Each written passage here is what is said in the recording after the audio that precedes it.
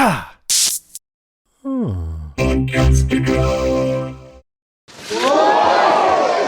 guys, listen to me.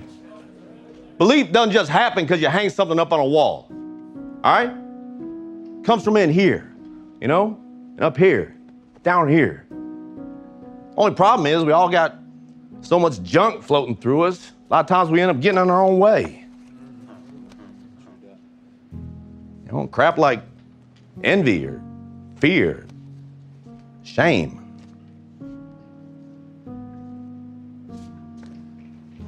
I don't want to mess around with that shit anymore. You know what I mean? Do you? No, coach. No. Do you? No. Oh, me neither. Hell no. Now, you know what I want to mess around with? The belief that I matter, you know? Regardless of what I do or don't achieve. Or the belief that we all deserve to be loved. Whether we've been hurt or maybe we've hurt somebody else. Or what about the belief of hope? Yeah, that's what I want to mess with. Believing that things can get better, that I can get better, that we will get better. Oh, man. To believe in yourself, to believe in one another, man, that's fundamental to being alive. And look, hey, if you can do that, if each of you can truly do that,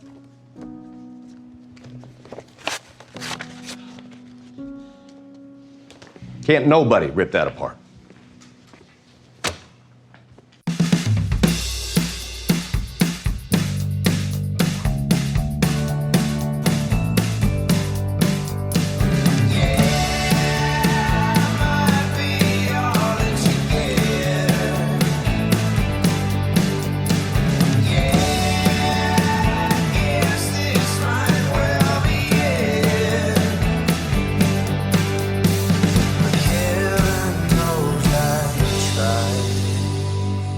Welcome to another episode of the Revisited Podcast. I'm Ben. And I'm Kristin.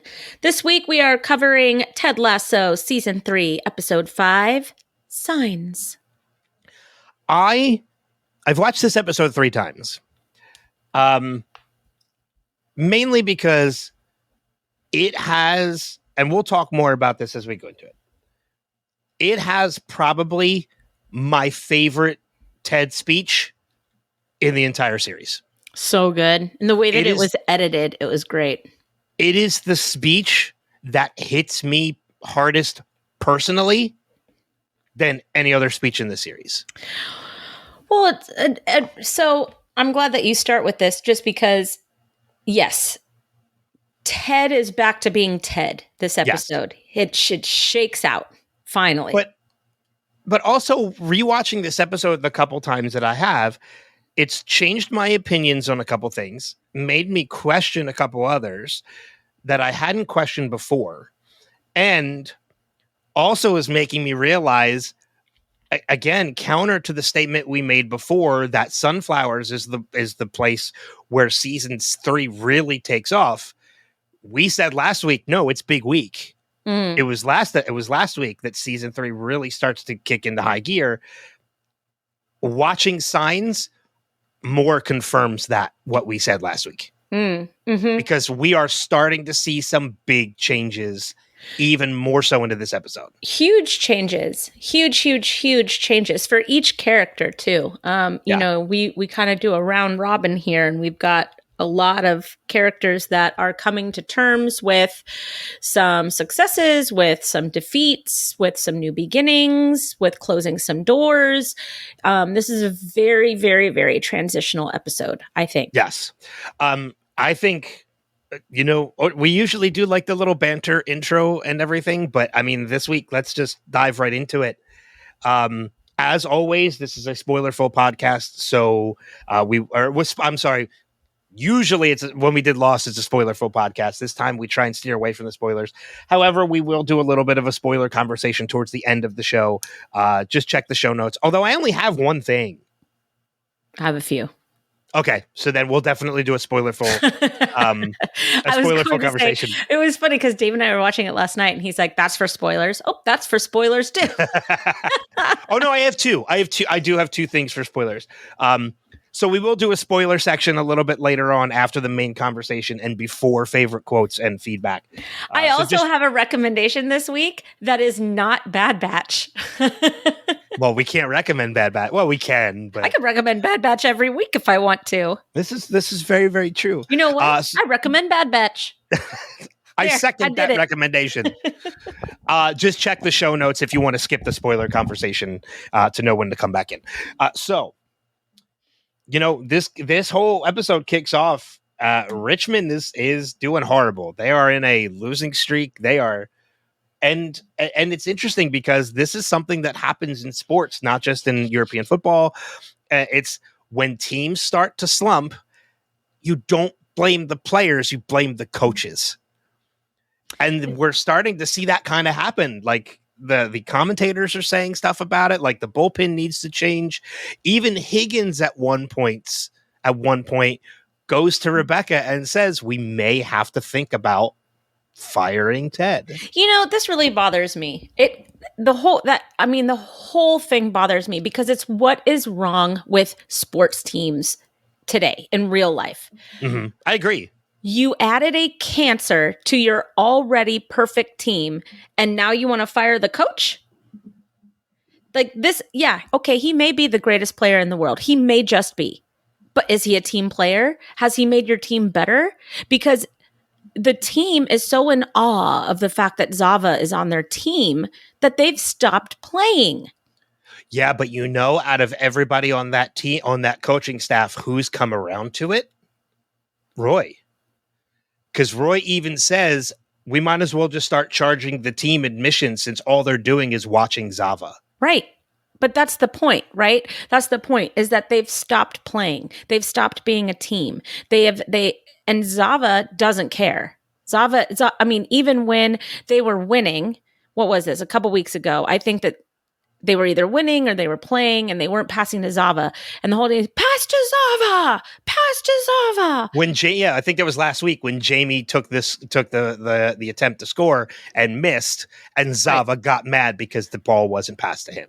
Right. I mean, it's just like, and I use this all the time because, yes, personally, I hate this player so much. I don't know what to do. But let's look at the receipts here, okay? And yes, I'm going to talk about LeBron James for a minute, okay? Maybe for more than a minute because I really hate him, okay? But he King James appears on the scene of NBA in whatever year he decides to destroy basketball. And then he plays on the Cleveland Cavaliers. He can't win on the Cleveland Cavaliers, even though he's been dubbed the king of the NBA, even though other players who are far better than him have created a team around them and won championships that way. LeBron James is of the Zava mentality that he can do it all on his own. Then he realizes, oh no, I can't do it all on my own. I need other superstars. Well, he goes to Miami and he builds a super team because he doesn't want to have to do it on his own. And what happens? They win a whole bunch of championships. And then what does he do? He moves again to Cleveland. And this time he takes more superstars with him. But once the superstars leave and it's just LeBron, what happens? He can't fucking do it.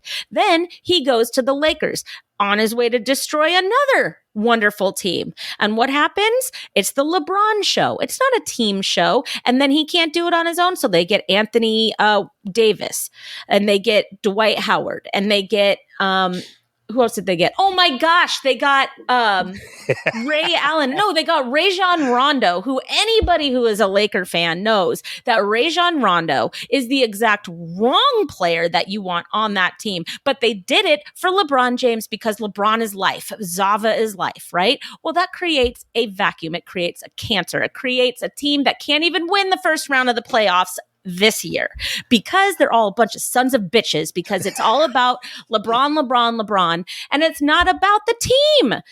Teams win championships, not people. I 100% agree with everything that you said, especially that last part about teams win championships. Sorry, my microphone is going wrong. Sorry, hang on. Well, your your microphone tried running away from the conversation. Well, you're yelling into me. Leave me alone. You know what? I think the same can be said for Peyton Manning on the Patriots. Like Peyton Manning was a Patriot? Not Peyton Manning. I'm sorry, Tom Brady. Thank you. I said Peyton because I think Peyton's a better player, and people can crucify me for that all they want. Tom Brady is the same. What's that? You won't hear it here. Yeah. Brady, it was the same way. Like the Patriots are like, Brady is not the fucking GOAT. God, we're going way off top. No, we're not. We're staying on sports. No, we're not. It's the Zava effect that's causing us to talk about this. And even going one further about your conversation with LeBron. Like, I know how much you adore Kobe Bryant, and I have all the respect in the world for that. But to me, Jordan's still the GOAT. Jordan, especially compared to LeBron, yeah, there's no contest that Jordan is a better player than Jordan LeBron. won 6 championships, and you know how he did it? He did it with his team. Jordan won 6 championships over LeBron's 4. He's won 5 MVP titles over LeBron's 4. He's won 6 finals MVPs over LeBron's 4. He has 9 all-star defense records compared to LeBron's 6. And he has 10 scoring titles compared to LeBron's 1. Anybody out there who says LeBron's the GOAT can fuck off. I'm sorry. Not to mention that Nike is Nike because of Jordan. Sorry. No, I agree with what you're saying. I 100% agree with what you're saying. I mean, we don't have Air LeBrons. We have Air Jordans. Yeah. And the Kobe shoe is phenomenal. Like, middle school kids love the Kobe shoe. Love the Kobe shoe. You hear about Kobe's and you hear about Jordans. You don't hear about LeBron's shoes. Sorry, buddy. You just don't. Okay. Back to football. Back to football. But I mean, again, it is the Zava effect. And I really did come to a realization about everything too with Zava, because I think there really is a big comparison that can be made this episode in particular, when it comes to Zava and the team, and comparing it with, and this is going to sound like a weird comparison, but hang on. The same comparison can kind of be made to Rebecca and Keeley with Nate, where Rebecca and Keeley filled Nate with such overconfidence that it became a negative to him. The same way Zava is doing the same thing to Richmond. He is filling them with this overconfidence, especially in this episode, that he gives this whole steps all over Jamie's speech. And to boost the morale even higher, to not even fucking show up for the game. I think that was his goodbye. I mean, if you listen to the speech that he made, he said, you guys can win without me. You guys are good enough without me. He knew in that moment, I think, that he wasn't going to play another game. Now, there's a lot that can be said for Zava over the course of this first half of the season, especially when it comes to like his words of wisdom. Most of it is completely useless. However, I think we get the first real Zava in this episode when he talks about the love for his wife. Yes, he loves his wife. He adores his wife. And I think then is when he knew he was coming to an end. When it came to playing football. Like, he wants to be with his wife. The only reason why he's... Go ahead. No, that was just going to repeat my thought.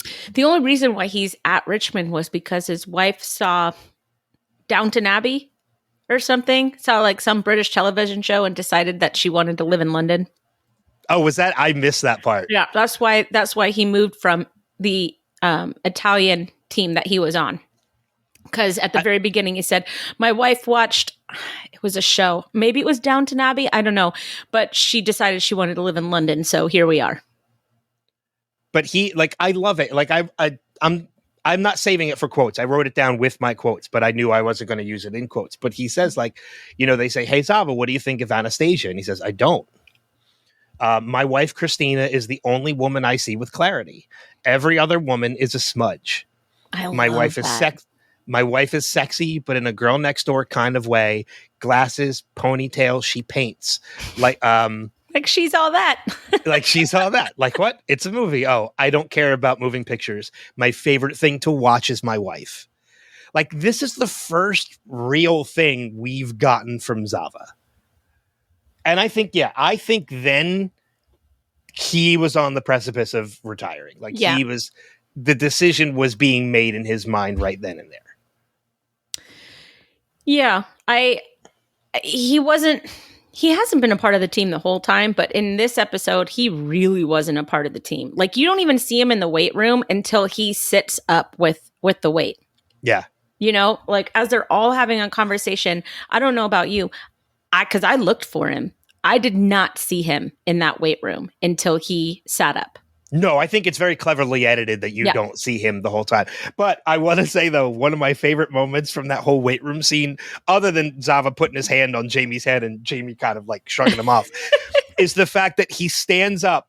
He's holding that huge 20-pound weight. He throws it to the side. And then just kind of like throws it to the side. Yeah. Like it's nothing to him. Like he's holding a plate, like a dinner plate. Like it's so well done. I love it. Another one of my favorite moments. It wasn't until the end of the episode, but it was comedic, so it just popped into my mind. But it was, should we tie Zava to his chair and make him stay? And Danny's like, well, I think we could have tried.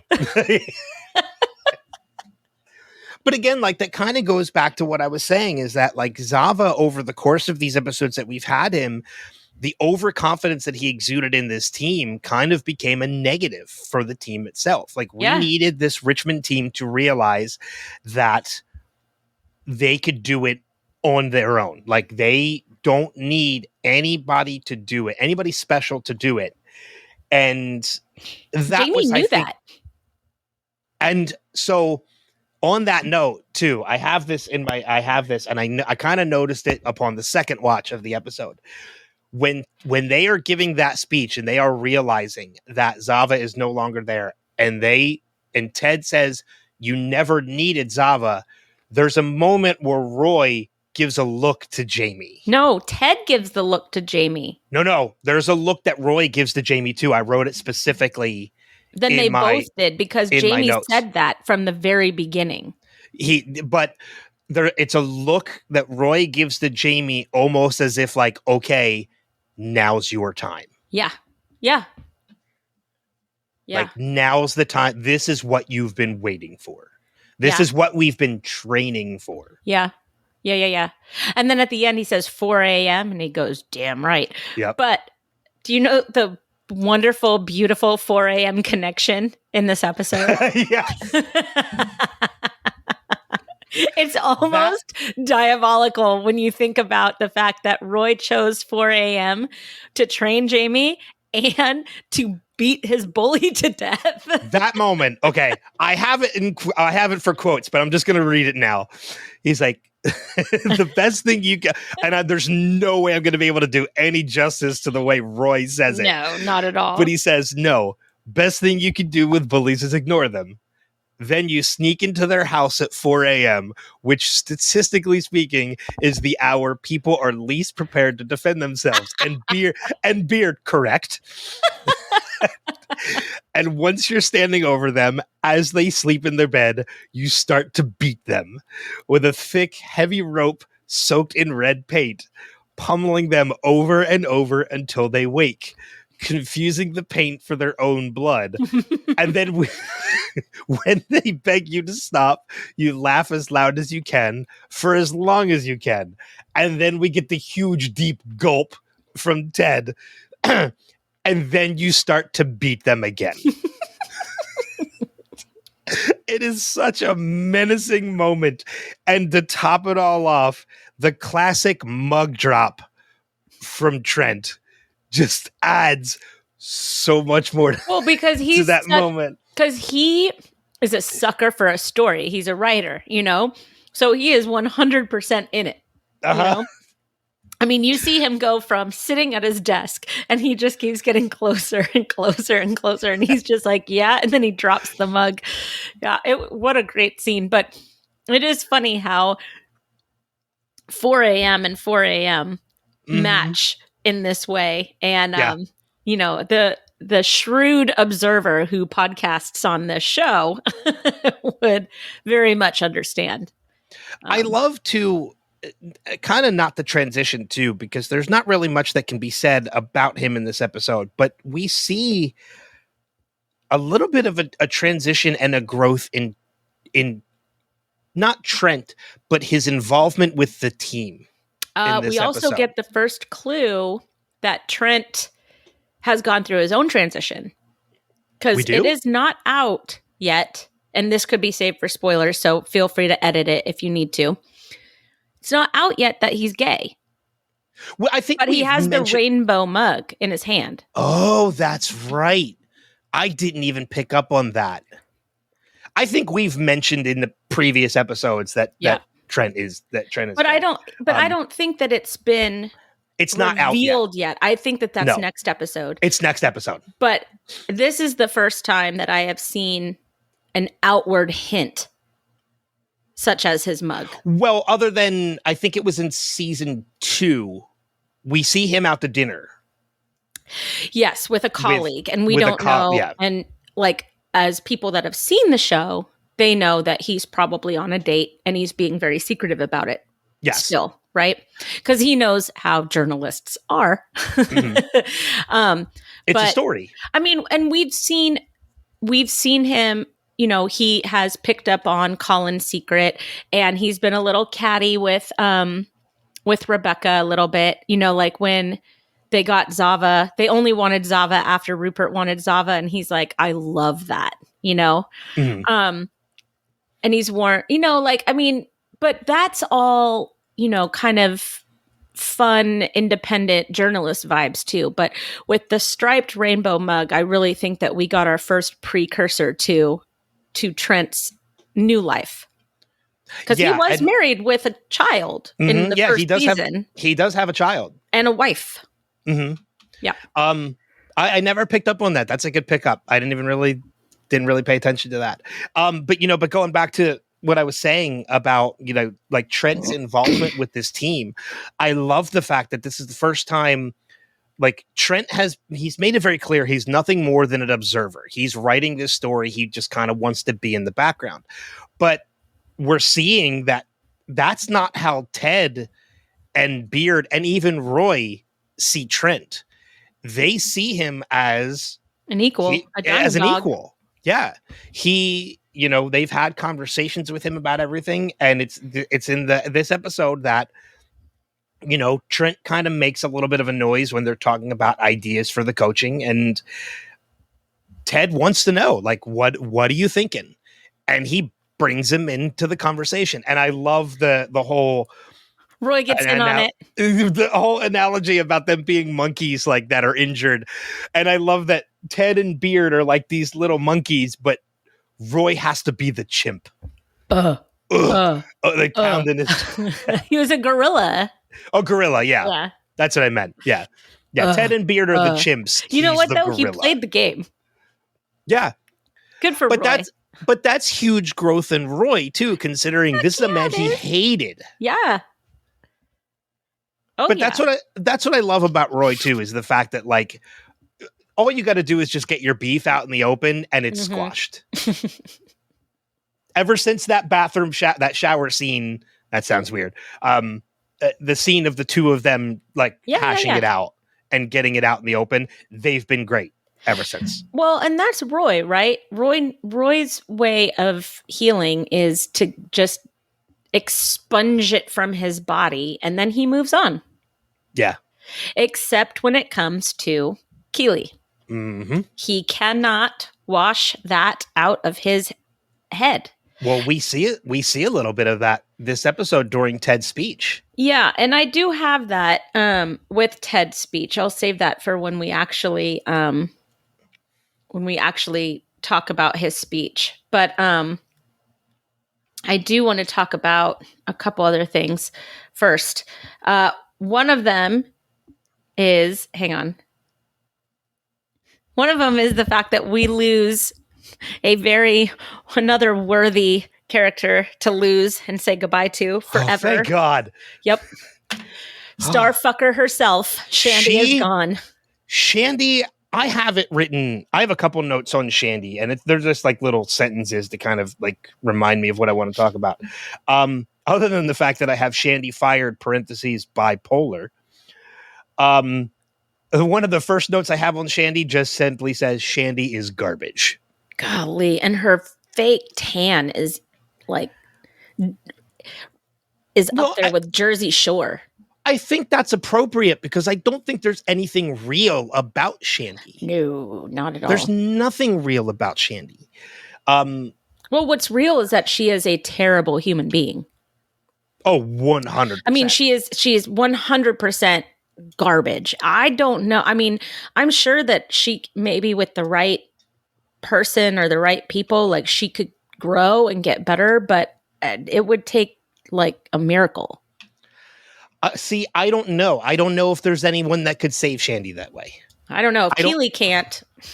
That's what I mean. I guess you're right. Yeah. I don't know if there's anybody that can mentor somebody who is so set in their ways that they are the star attraction, that I don't think there's any saving them. Mm-hmm. It's almost a comparison that could be made to Zava and Shandy, in that these are two very overconfident people, but one of them is actually overconfident rightfully, and the other one is not.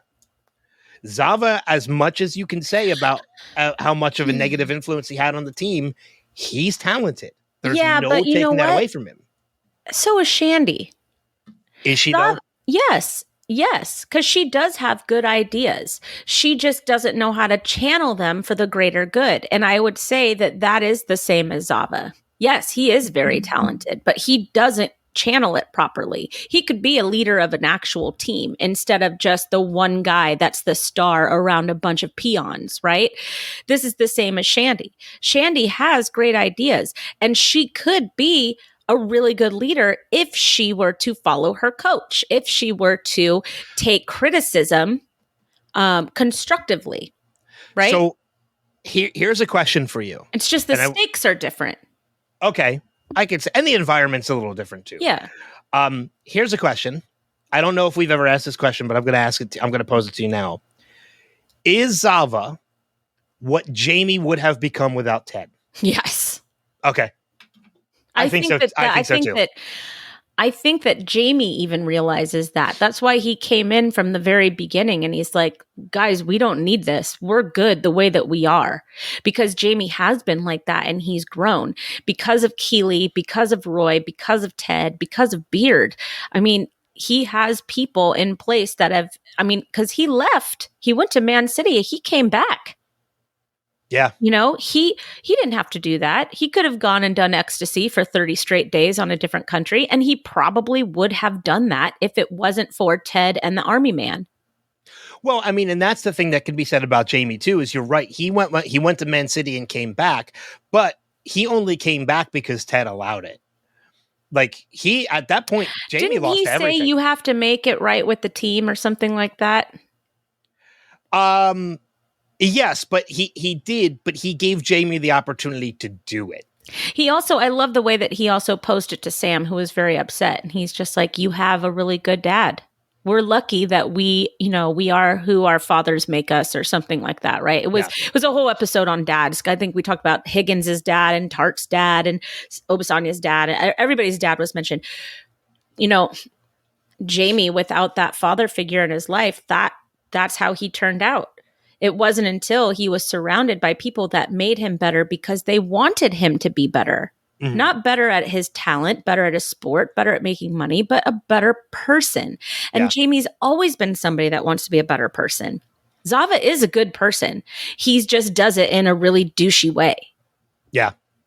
I will say too, there's not a lot of Sam in this episode. I do have one note on Sam. I love in Sam. This episode. And I'll just throw it out there now, even though we're not to that point yet. But there's a point where when Ted comes out of the locker room at the end, right before we get that speech, as Ted starts that speech, it pans to Sam and you can see this big smile on his face because Sam knows we're getting Ted wisdom right now. He's ready for it. He got his coach back. Yeah. They have another coach all season. It's been 5 episodes of Ted circling the drain with all of his, my wife is dating my old marriage therapist and Henry's a bully and this and that and the other. And he's let Zava just kind of run the team. Yeah. But now he's got to take his team back. And I think Sam is kind of the representative of the entire team who are happy that they've got their coach back by the end of this episode. Yeah. Sam knows in that moment, like, we're about to get words of wisdom. Like, we're just going to sit back and enjoy this. But I want to take it back to Shandy. Since we were talking about goat present and her sheep. Which is it, a sheep or a goat? I thought it was a goat. No, it's a sheep. No, it's a because goat. she calls them sheep. That's why she brings a sheep in the office. I thought it was a goat. No, it's a sheep. Goats have horns. That was a sheep. That was a baby. It's a sheep. Trust me. She calls them sheep. That's why she leaves a sheep in the office. All right. So this kind of leads me, the whole Shandy thing kind of leads me into a question and a theory I have about Jack. We've been saying for a while, like, oh, wait till we meet Jack because Jack is the worst and everything. Is she? No, this episode she was charming. And this is my theory. I think the reason why Keely is gravitating to Jack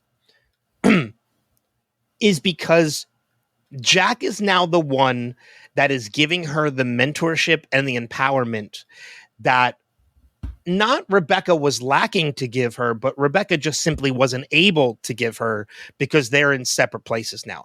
Keely is getting this empowerment, and I think it really comes from Jack giving her the advice on how to fire Shandy. Mm-hmm.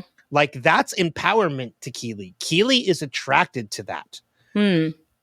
And Keely, so why wouldn't she be attracted to Rebecca then? Rebecca has it in spades over Jack. Rebecca has it in spades over Jack, but I think, I don't know. Maybe because Keely feels there's an age difference, because Jack definitely is more on par to Keely's age than Rebecca is. Not saying Rebecca's super older than Keely, but Shandy's probably, or not Shandy, Keely's probably in her late 20s, early 30s. Rebecca's in her mid 40s to late 40s. Jack is on par, like age-wise. Keely's in her mid 30s to late 30s. Because remember, she was just like, oh, I'm dating 20-year-old footballers still. Oh, that's true. Okay. But I still think there's a closer age difference to Keely and Jack than there is to Keely and Rebecca.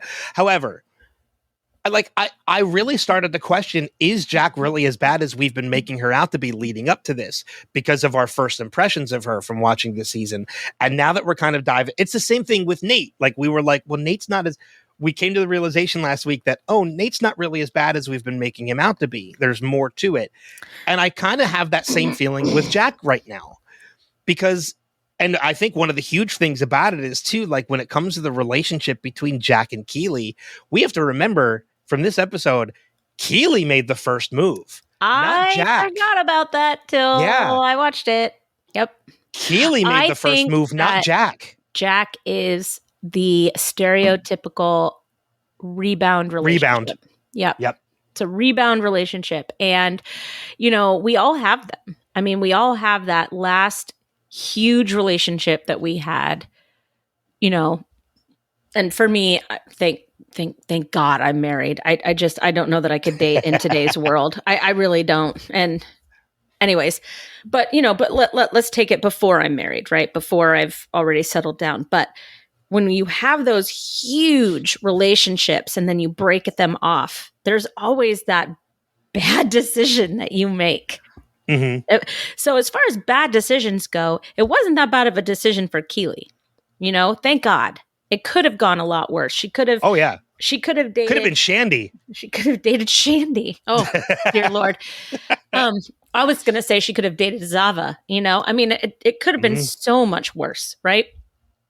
But I think it's because we as viewers want Keely and Roy to just get over themselves and get back together already, that anybody is a villain that gets in the way of that. It's like Ross and Rachel and Emily. And see, you know what? And that's the thing about that too, about that relationship, is upon multiple rewatches of Friends, Emily wasn't bad. I actually thought Emily was great for Ross. Well, until, she's like, you can't ever see Rachel again. Well, that was I won't move and you have to sell all your stuff. Like, okay, Emily got bad, right? But before all that, Emily was wonderful. Yeah. She was just the foil keeping Ross and Rachel apart. Same with another one, Julie, with Ross and Rachel. Or Mona. Mona was wonderful. Yeah, I loved Mona. Yeah, I mean, Mona could have really kept them apart forever. I mean, if Ross had married Mona, I don't know that I would have been that upset about it. Yeah. In hindsight. You know what I mean? We're getting off topic again. Yeah.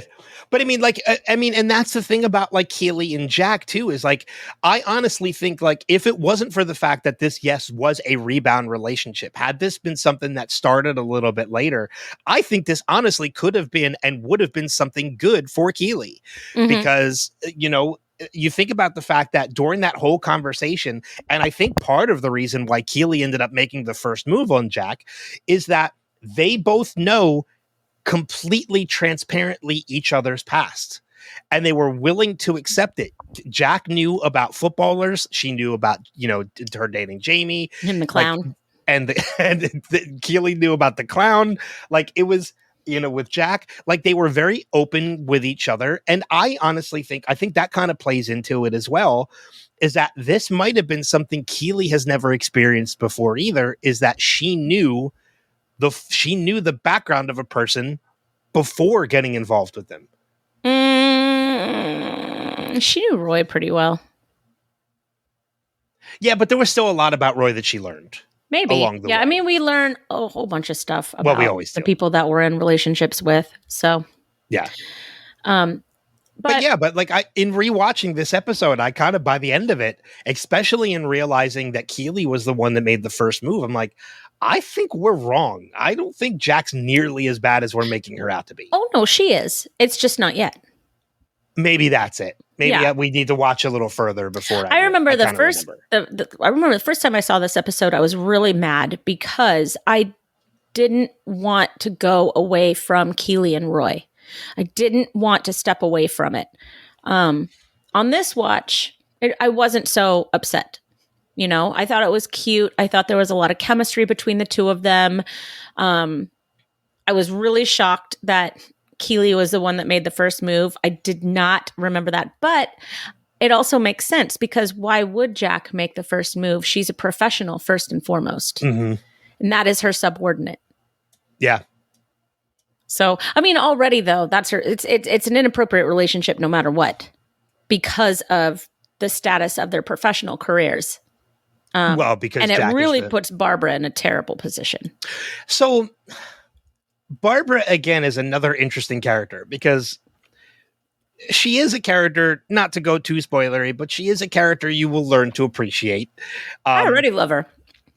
She has in my list of favorite quotes from this episode, she's on the list. She has a quote this episode that I love.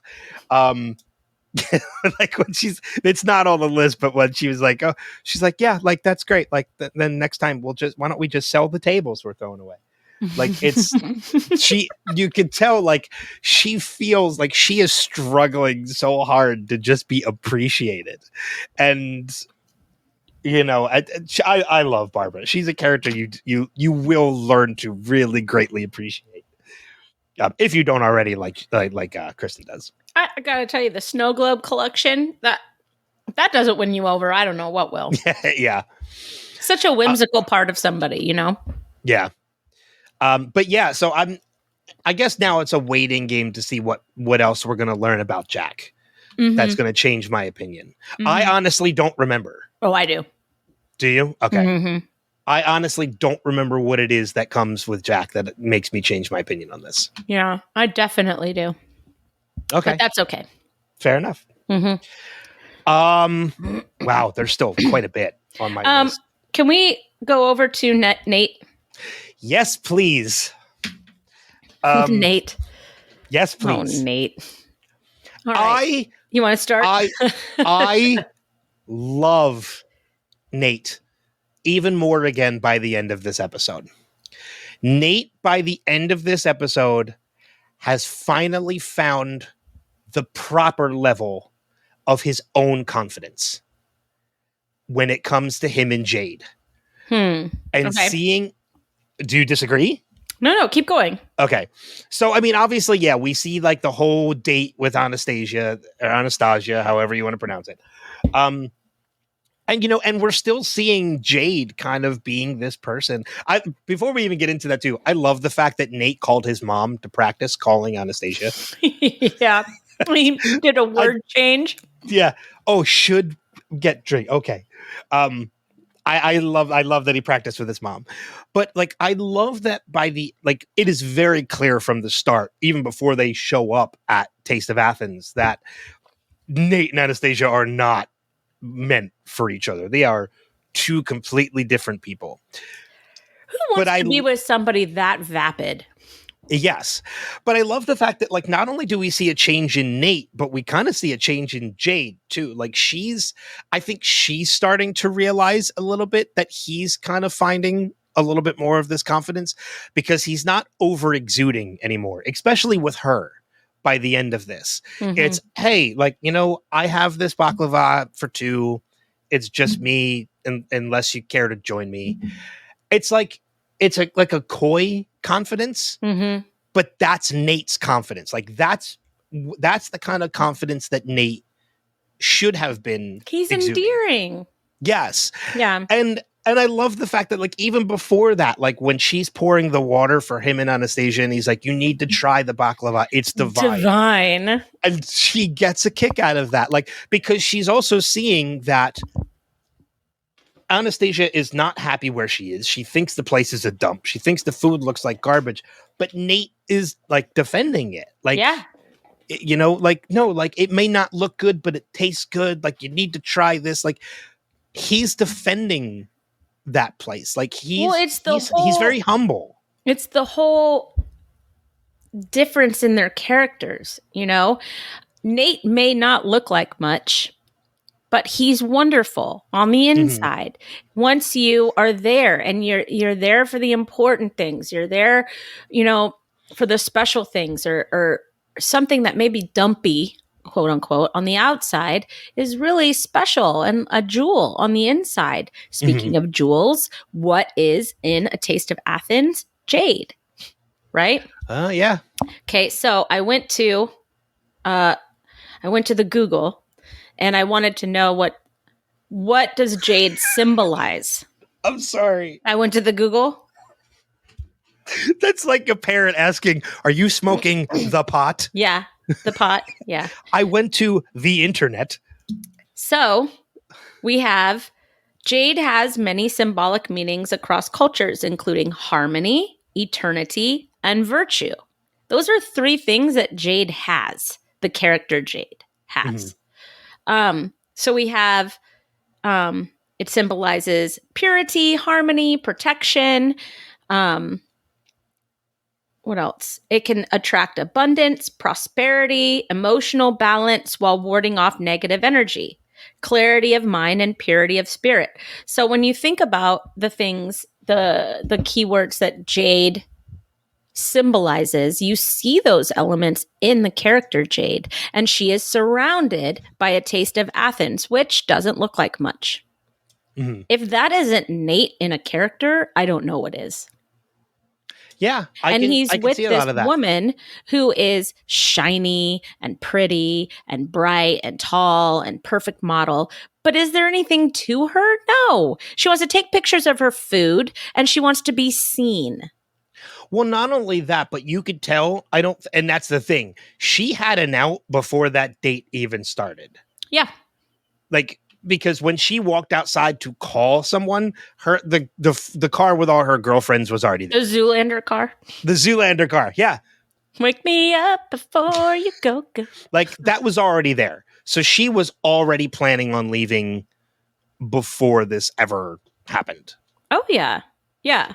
And you know what? Good riddance. Like, that was just ridiculous. That was, Rupert got Nate a car that was not him. Too much car, too much woman, too much team, too much responsibility. Everything that Rupert gave Nate was not for Nate. None of it was specific to Nate. It was just, here, have a flashy car, have a flashy model, have a flashy job, right? Let me give you all the good stuff so that you don't leave. But, I can't see Ted doing that for Nate. Nate is not going to get a flashy car or, a shiny supermodel girlfriend or anything like that. So I think that we're starting to see the cracks in Rupert's game with Nate because he doesn't understand who his head coach is. Well, and it's also great too, because coming up very soon, again, not to get too spoiler about it too, is when Nate realizes it. Yeah, which is soon. And it is such an empowering moment for Nate. Yeah, I agree. When he sees it and realizes it himself. Right. I completely agree. And I think it's really important. This episode is a very important transitional episode for Nate as well, because with Jade, Nate is going to get kind of his mojo back, his self-deprecating, quiet, unconfident confidence, stuff that we like about Nate that he's kind of shoved down because he views them as weaknesses. We're going to see that were really originally his strengths. That's why Ted saw him as more than a kit man. It's why he brought him up to coach. It's why Nate has been successful. We're going to see that kind of resurge back up to the top. And I'm really excited to see that happen. Yeah. And Jade is a big catalyst for that. I love the fact that this character we have seen since season 1 of this show. Right. Or was it season 2 that we meet Jade? Jade was, I don't know. I think it was season 2. I think it was early in season 2. Oh yeah, I think you're right. It's after he became part of the coaching staff. So it was the beginning of season 2. Because he doesn't become part of the coaching staff until the end of season 1. The coaching staff for the Richmond. Yeah, that's what I mean. Right. Yeah. I couldn't remember first. Go ahead. Because I go back to Rebecca saying, you couldn't get a table at a place called Taste of Athens.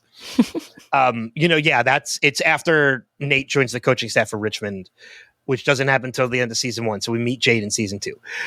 But I love the fact that like Jade is this character we have seen kind of throughout Nate's journey up until this point, here and there, that, we kind of almost like written off as like this person who just doesn't give him the time of day, right? Who is going to become, starting from this episode, a huge part of Nate's not only life, but growth. His redemption arc. Yeah. Which I believe that we are well on the way to a redemption arc right now. Mm-hmm. I think that it's been working for a lot longer than even you and I remembered it to be. I agree with that 100%. Mm-hmm. Which I'm glad. This is why a rewatch is so nice. Yeah. But yeah, I love Jade and Nate. I just love, it's just so endearing and sweet, the two of them at the end of this episode. Like Nate being like, unless you want to join me. And she does. That's like, okay, this is a great, this is great. Which is a huge step for her because she has kept him at like a 10-foot pole distance, not an arm's distance. That's even too close for her. Like she has basically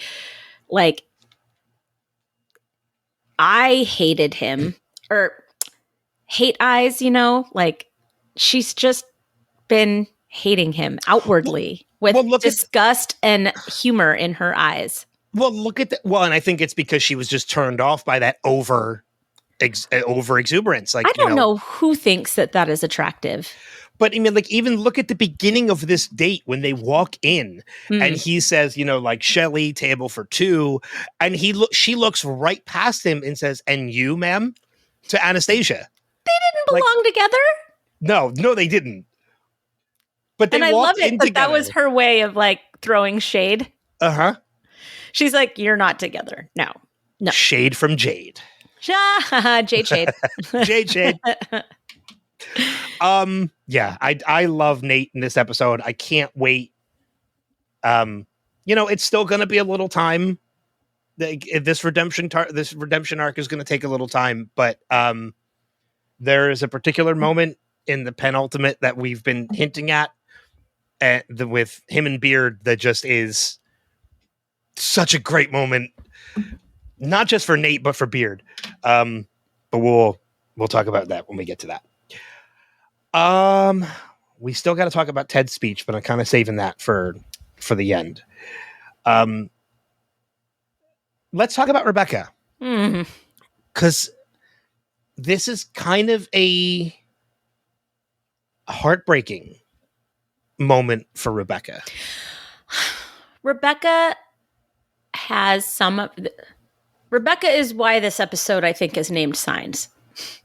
So Rebecca is starting to believe her mom's psychic. She's got the green matchbook. She's got the, what was it? Shite in Nining armor. Yeah, from Rebecca Darling. Yes. After running into John Wings Night again. Dear Lord, that guy. Not the last we see of him again, by the way. He is just, I mean, bleh. The next time we see him is my favorite moment of seeing him, but I think I remember. I will mention it during spoilers. Okay. I think I remember. Yeah, I'll mention it during We'll talk spoilers. about it. Let me see if I can guess it when we're in spoilers. Okay. I don't want to do it now. She looks so much taller than the two of them too. Like she's just so, there's something about her, she's just this entity, Rebecca Welton, I mean, she's tall and beautiful and perfectly polished. And I mean, she's everything that anybody would want on the outside. And what you don't understand is that on the inside, she's a mess, just like, everybody else. She wears it with such grace and such dignity. You really have this feeling of heartbreak and devastation for her by the end of this episode, because she was with Rupert for 12 years. Those were her childbearing years. She gave the best years of her life to him. Mm-hmm. And that, I think, comes crashing down on her in this episode. Well, I mean, and the heartbreaking thing about it is, too, that I think you realize by the end of it that even though we don't audibly hear what the results are, you can very clearly see it on Rebecca's face. Oh, yeah. And I think it's something that Rebecca has just been, I think she's always known. And now, because she even says it to the doctor, like, yeah, like it's good to know. I think she's just always had that fear that it's something she's always known. Now she knows for sure. And while on one hand, it is a little bit of a weight lifted because the fears have been confirmed, it's also more of a heavy weight because she missed out on something she could have had. And, what she is failing to think about right now, because you have to grieve that process as a woman, even if you, and I know that this is different for all women, right? Some women never want kids, whatever. But as a woman, you think that you are at least able to have kids if you want. If that choice is your choice, then it's there for you. Mm-hmm. However, in this case, that's been taken away from her. And it's a choice that we take for granted as women. When that choice is taken away from us, we have been robbed of something that we thought was ours. And that takes time to grieve. Once you're over that, though, if you can get over it, right, you can be a mother in different ways. Mm-hmm. And the psychic was very specific. You will be a mother. She didn't say you'll have a baby. She said you'll be a mother. And I think that Rebecca is failing to see that verbiage right now. Well, and I think a lot of that stems from the fact, and this is something else I wanted to bring up about this whole storyline with Rebecca too, is that, like, yes, Rebecca is starting to see these signs play out of everything that the psychic told her. But even as a skeptic of psychics, you can see everything purely as coincidence. Like it's literally just a green matchbook. I think what it is that you get these suggestions implanted in you through a conversation, and then anything that closely relates to them, you automatically think of this is something that was predicted to happen. I don't know. That psychic was pretty spot on. Did she say green matchbook? Yes. Or did she say green? She said green matchbook. Okay.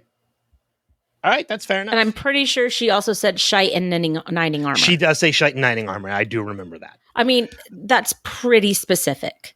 Yeah. Okay, that's fair enough.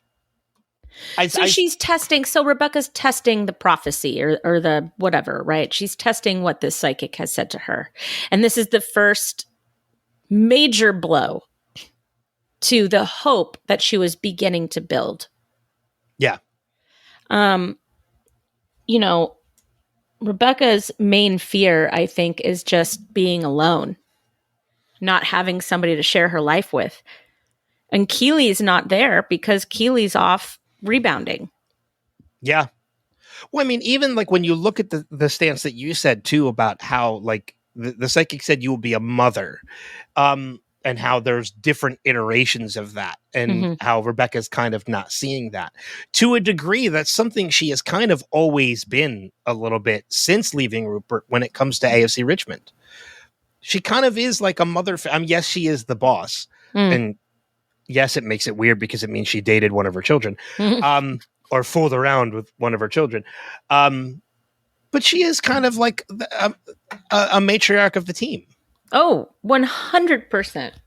Yeah. So, I mean, she's kind of already a mother to that team. Yeah, but that's not what she wants. That's not what she wants. And that's not what she deserves.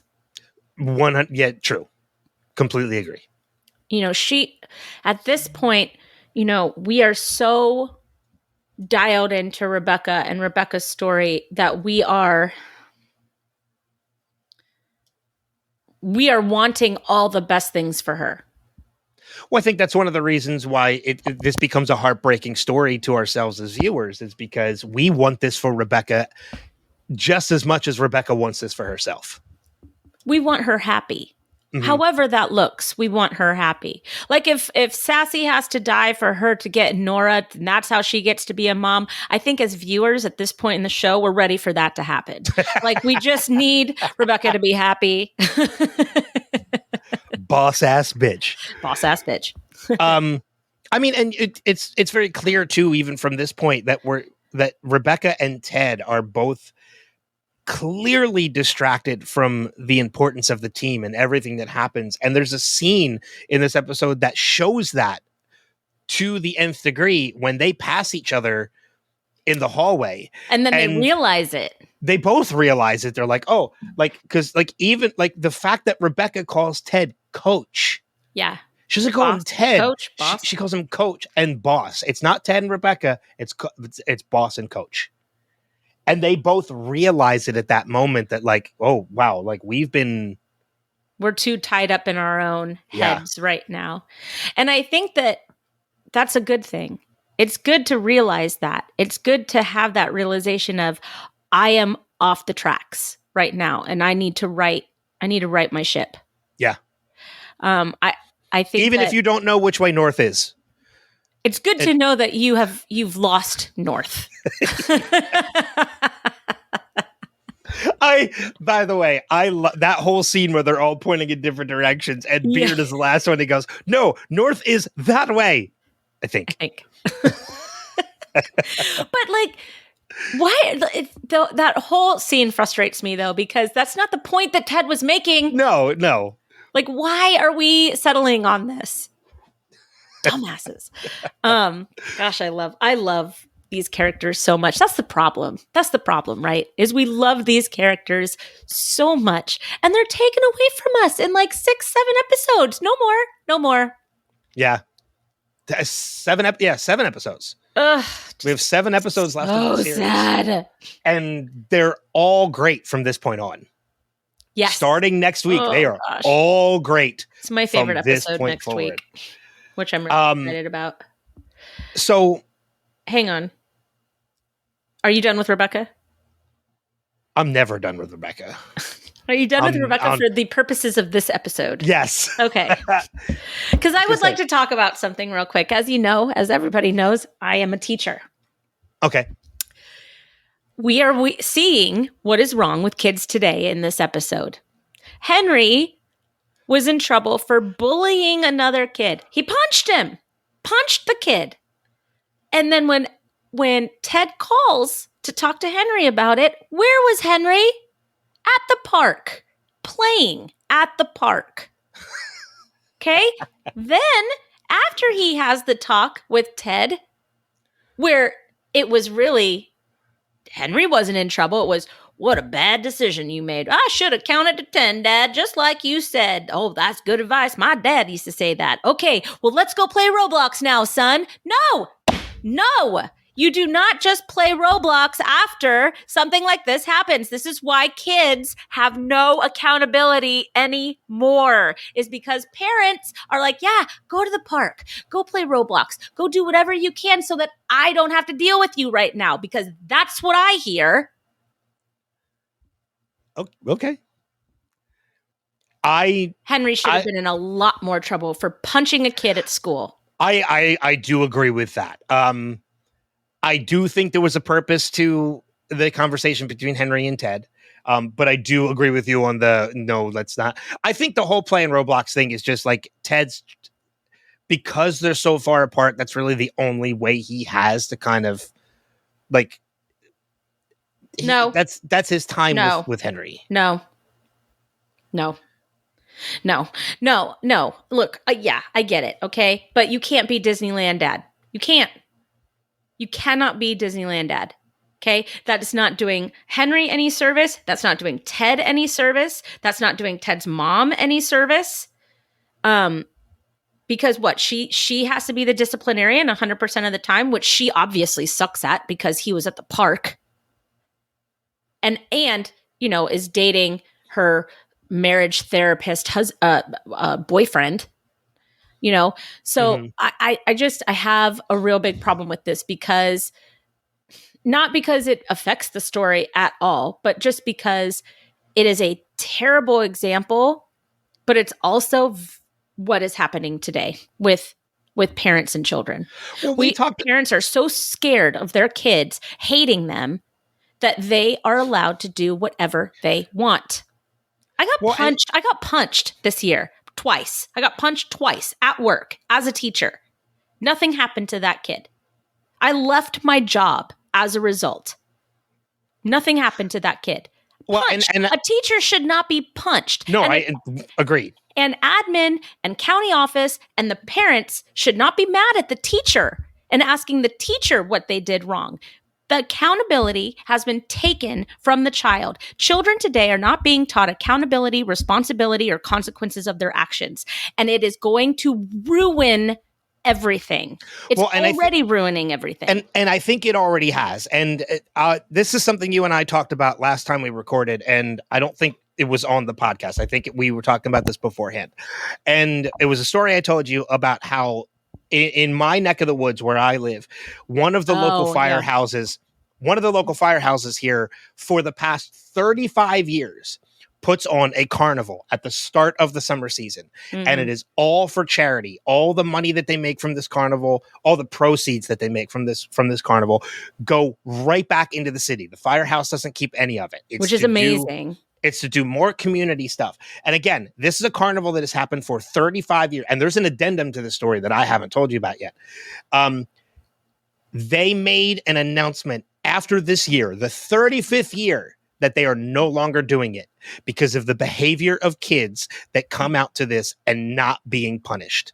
The firehouse came out and said, as much as we regret doing it, we cannot condone the behavior and the actions that are shown by particular people that show up to these carnivals. And we want to remain in good standing with the neighborhood. Mm-hmm. Therefore, we have decided to discontinue this charity. And it sucks that a charity that has been going for 35 years has to end because kids decide to come out and ruin it for And parents- everybody else that is there. But and it's the not, parents and the parents are doing nothing. the parents are doing- dropping them off Yep. and letting them go. Yep. You know? Look, we can blame the kids all we want, but the kids are only as good as their home life is. Period. Oh, it's similar to like people and pit bulls. But and how you pit can bull- be, and I'm not talking about your socioeconomic status either, okay? No, I agree Economic with you. status. I am talking about the presence of parents, which can happen in $1 million family and a $1 family. The Mhm. presence of parents.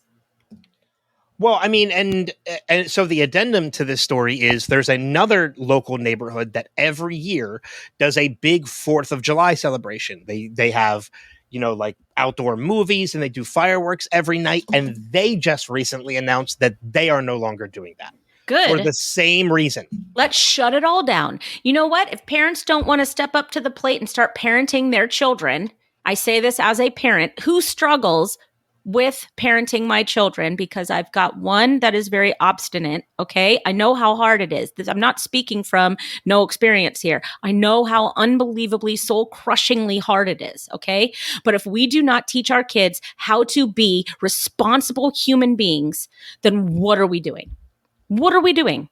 Mm-hmm. I'll be honest with you. I mean, I used to regret getting to a point in my life. I mean, I'm in my early 40s. I say early, even though I'm closer to mid 40s. I know. I know how old you are. I've never had children of my own. I've dated people with children, and like there was a part of me that was like regretted, like similar to Rebecca's. Like, am I ever going to have children of my own? Like, I've gotten to a point in my life where I'm like, you know what? I'm okay. Your Uncle Walrus. Yeah, Strawrus. Oh, Uncle Strawrus. I got to spend time with Riley Memorial Day in Hershey. I love it. I know. And I think and I'll see her tonight too, actually. And I realize that we've gone off of the lasso topic, but this really, really bothered me. And I can see why this triggered you. And it's something that's just real. It's thrown away. But as a teacher, I just came off of one of the hardest years I've had as a professional ever. The parents that screamed at me for their kids' behavior, for their kids' work, for their kids' lack of responsibility, for their kid, it all came back on me. At every time I turned around, it all came back on me.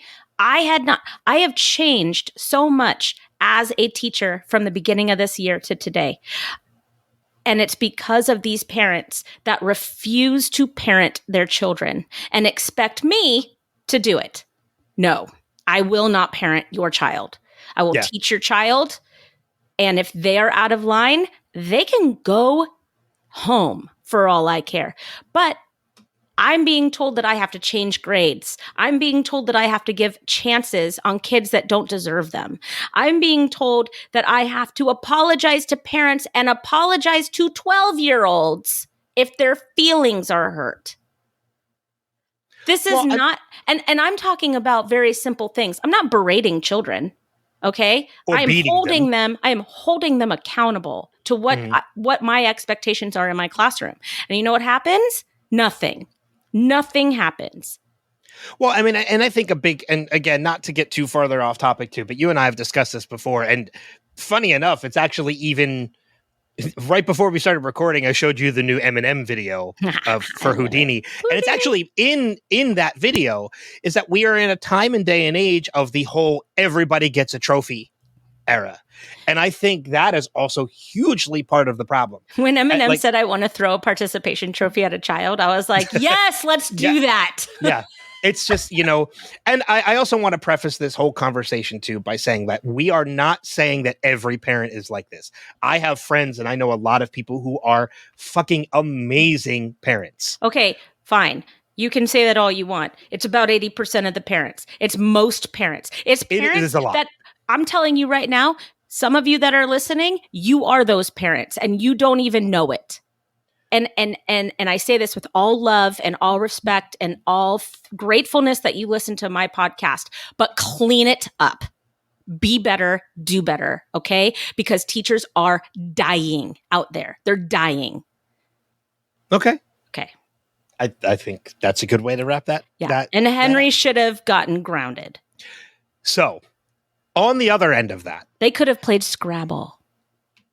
They could have just said, it could have just been Ted saying, you know what, buddy, like I got to talk to the team, but you know, when I get home, we're going to talk about this a little bit more. Oh, there you go. Didn't even have to be playing a game. Nope. Ooh, let's do Roblox. Okay, buddy, you and me, it's on. No, fuck you. No. Sorry. Ugh. No, agreed. I see it now. I see that now. This. Sorry. No, I completely see everything that you were talking about now. So, sorry. Actually, thank you for bringing it up. No, it's fine. Yeah, no problem. People that Ted listen and Michelle know are terrible parents.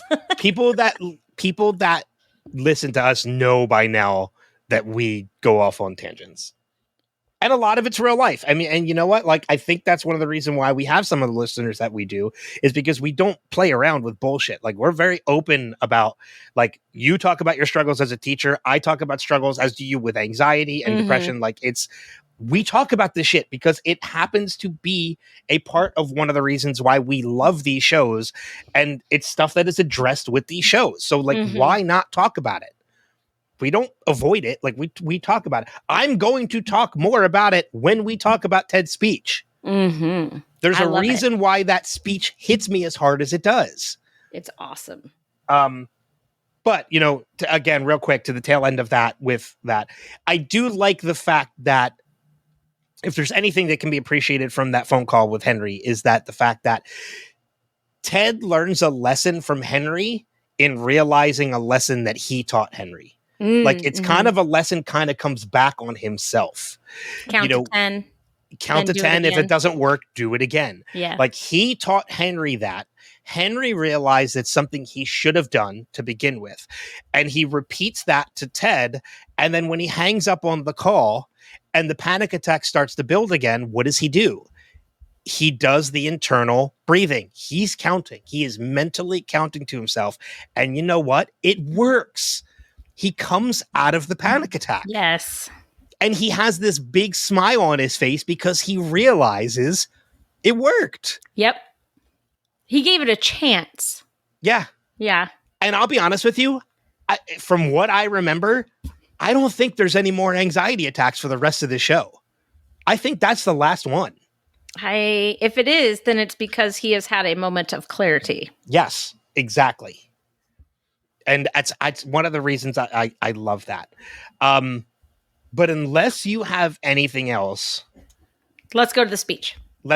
Actually, I will mention one more thing real quick. I love the fact that Beard is back to reading Inverting the Pyramid again. We know how many times he has read that book. It's all tabbed up. It's tabbed up. He's reading it again, and he's at the beginning of the book. So you know this is yet another reread of Inverting the Pyramid. Well, they got to start over. Zava's gone. True. But yeah, let's talk about Ted's speech because, again, I said this at the top of the episode. We get a lot of great Ted speeches throughout this show, throughout this series, all 3 seasons. This one, I remember the first time I watched this episode. I remember being incredibly emotional at that speech. He's such a good dude, Ted Lasso. Because of a lot of the things that he says in that speech, I know personally are roadblocks of my own. He mentions envy and, you know, the lack of hope. Envy, fear, and shame. Envy, fear, and shame. Look, I've people who know me personally know, like, I get to go to these great conventions and moderate and meet these amazing people. But that's not to say that there are not still times in my life that I don't get envious of other people who do the same thing I do, because maybe they got to meet somebody I have never had an opportunity to do. I've never had the opportunity to meet. They've got to go to cities I've never had an opportunity to go to, even though I've tried, or go to events and cover events that I've always wanted to. Yes, I get envious of other people in the same situation as me. But at the same time, and this is kind of diving into the whole personal aspect of it too, as much success as I've had in doing things like that, and as much as I've had people tell me like how envious they are of me for getting to do these things, and as many great opportunities I have, there are still many times in my life, even now, I feel like a failure. So you can understand why this speech hits me as hard as it does. Yeah, absolutely. Like I'm holding back emotion right now talking about it. Oh, that's great. That's not, I mean, No, I know what you mean. Yeah. But every time I watch that speech, it hits me. That's awesome. And it makes me realize, no, I need to have the hope that I can be better, that I can get past all of these things. And it's one of the reasons why this speech has the biggest impact on me, I think, of any other speech in the show.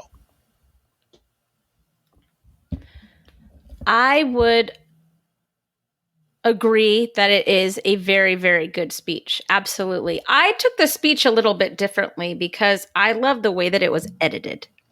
No, and I do too, but I was kind of leaving that for you. Oh, okay. So for me, it was when he begins, he says, "We didn't need Zava to begin with." He looks at Jamie because they had Jamie. Yep. Well, I mean, and even not to kind of cut you off too No, that's much, okay. but Cut like me off. he looks at Jamie and he sees Jamie because he knows it's not just because they have Jamie, but because Jamie is the team. Like Jamie also knew it. Zava was a player. Jamie is the team. Yeah. Yeah, I would agree with that. Yeah. He takes the believe sign and he tears it down, and then he rips it up, which everybody goes crazy, right? And he talks about those three things that they're all messing around with now. They go envy, shame, and fear. Now with shame, they cut to Colin. With fear, I believe it is intended, I think it was cut to Rebecca. And for envy, it was Danny, because all he wants is to be Zava at all times immediately. Okay. Then he says, "I want to mess around with the belief that I matter." When he said that, it was cut over to Nate, because that's all Nate has ever wanted. He has wanted to matter to somebody.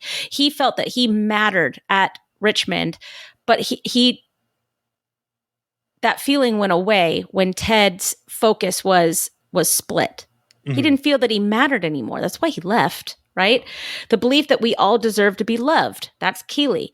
Roy broke up with Keeley. Keeley probably didn't see it coming and didn't feel lovable as a result, right? She's going to get that from Jack for right now.